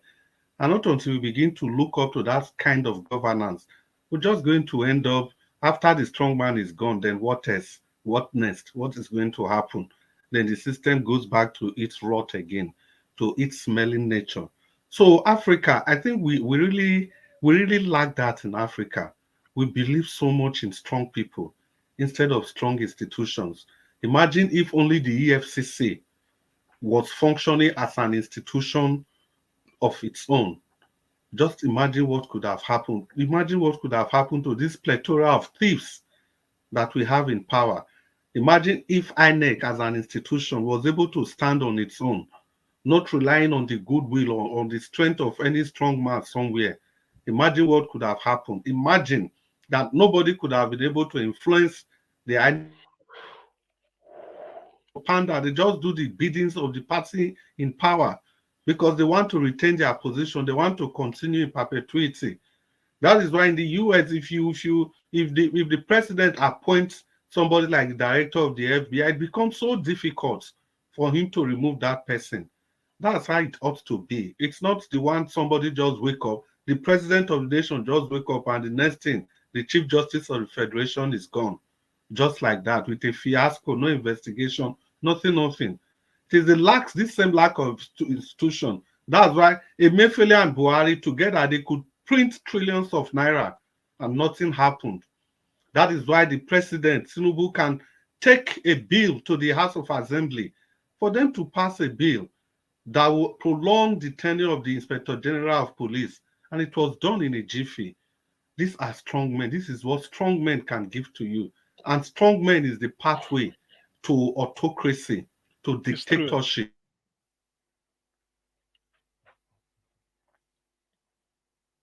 Okay, Chris. Okay, Chris, you are done, right? Okay, Chris, they don't freeze you. Anyway, let's move on. I don't know why Chris, but let's say CM don't carry that network wahala give you. Can I look on the network wahala now? Let's call on the last person. Not on by turn. The last person on the panel, Mr. Dua, please, your 4 minutes, sir. Thank you. Okay, thank you, Mr. Nigerian. Thank everybody.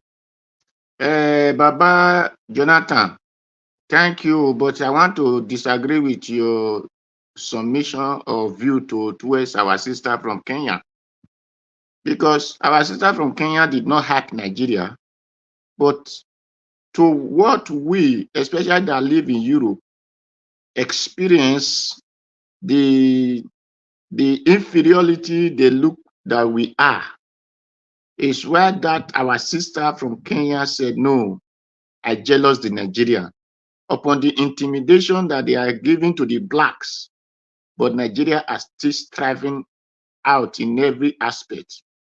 Because those things we call education today or academy came from these white people, and they still find out that the black are still doing better than them, not just all black, but especially Nigeria. So that is where our sister use it as an example that the rest of them need to do the same thing. At least let us meet this Nigeria to teach us this, their whatever that is really working this thing out for them, so that all of us can be along together. Because according to people said, a broom cannot kill a fly, but when it becomes bunch of broom, then we'll be able to kill a fly. So that is the view of that our sisters, and I still thank that our sister for saying it that way, that when Africa work together, it can be better place for people to live on. Because the people that live in other countries today wanted to return back to Africa, but because of the kind of leaders we have, that is why they are not returning. And but what we will use there to say is that let us imitate and learn things practical from them, not theory or objective. Let us learn practical things from them and bring them back to Africa to make Africa a better place for people to live. So that these same white people who are intimidating us, who call themselves white, but they are not white, that are intimidating us, cannot be doing whatever visa to come and seek for a refuge in our land. So that is what that our sister is trying to say.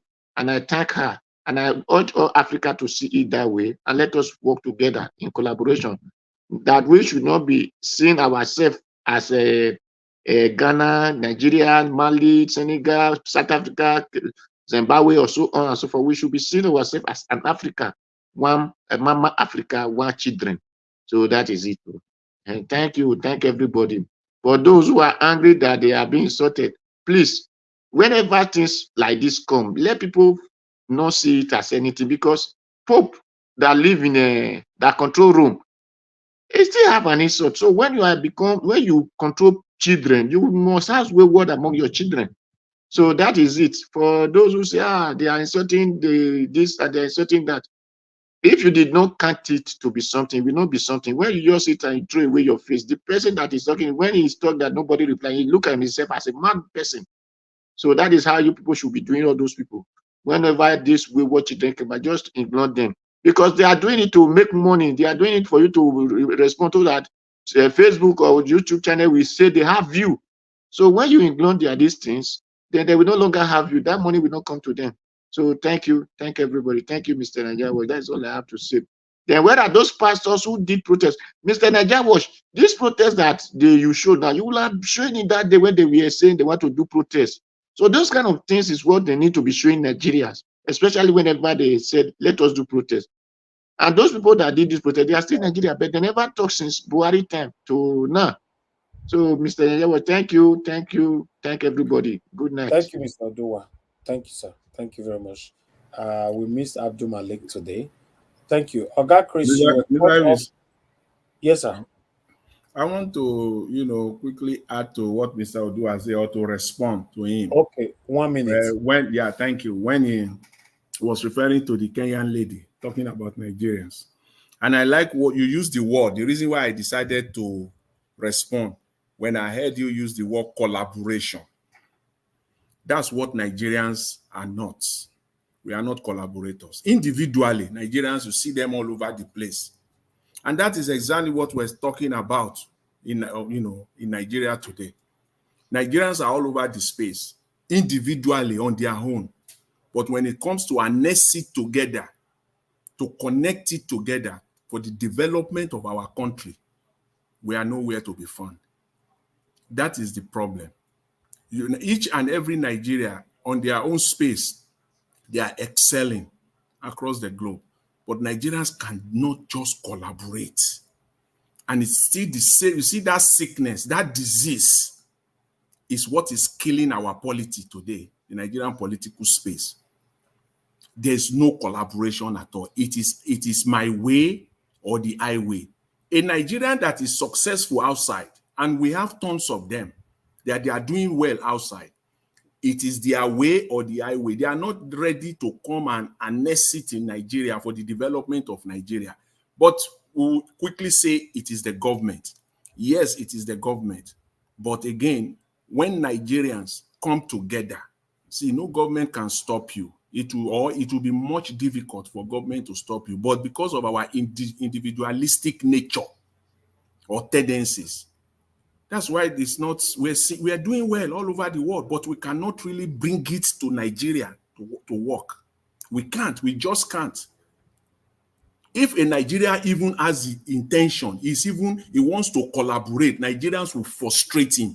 A good example is the energy, the power sector that eventually came to fall in Abia State. When energy started almost 2 decades ago, we knew the frustration. We knew how people work so hard to frustrate it because they can't collaborate. Everybody will be thinking, what's the need for me? How am I going to thank get? you. So that's just what I see. Thank you. Thanks. Thank you. All right, thank you very much. Oga Chris, rounding up now. You were cut off earlier. I'll give you 1 minute to round up. Yeah, well, thank you for your kind consideration. You are very kind. I'm grateful. Well, I think the point I was just trying to make is the need for we to believe on institutions and not on individuals. They need to believe that great institutions are far superior to strong individuals. And just in extension of what the last speaker was saying, it is the same thing we are facing in the politics. That's why I said earlier, I would have really loved it if Sowore was able to work with Peter Obi, because I don't understand how people that are fighting for the same cause, but they are dragging in different direction. If you do that, we are not going to go anywhere. And the people the owners of Nigeria, they simply understand this. That's why for election time, they just know what to do and get the people scattered. We are pulling in different directions. Let's build institutions that can uplift everybody. If you have strong institutions, you'll be able to coordinate things. If you take INEC, for example, if there's a strong institution in INEC, the man at the helm of affairs there is strong, and the staff there, they have their independent rights to do what they want to do. Nobody can control them to manipulate election results. But as long as we keep believing on one man, one superpower, I don't think we are ready for democracy. Because democracy ought to be a kind of government where power is distributed equally amongst everybody, where people are recognized as citizens, where you don't have one man dictating the pace of the affairs of the nation. It has to be the institutions that direct the direction of where that nation ought to go. Mr. Nigeria Watch, thank you very much. And Nigerians, good evening once again. Thank you, sir. Thank you, everybody. 4 hours plus on Sunday. That's a lot for me. Thank you so much, my wonderful people. Now, God bless you now. We've come to the end of this broadcast right now. We're going to continue from where we stop again tomorrow. So, yes, we don't agree, we don't disagree, but don't keep it to heart. Let's continue to talk about how our country will be better. That's why we are here. We're not here to divide ourselves. In fact, this ethnicity and all that blah blah blah have destroyed us so much, so we cannot continue to add to it. Thank you very much, Madam Patricia. Thank you, Mr. Jonathan. Thank you, Oga Destiny. Thank you, Mr. Oduwa, Oga CM. Thank you, Oga Chris. Thank you, Olumide, for coming in earlier on. You know, and I guess someone else came in. I can't remember, but I appreciate everybody. Thank you so much for every one of you that called in today. A lot of people actually called in Madam Origin, Madam Love God is my strength, and many others that called in.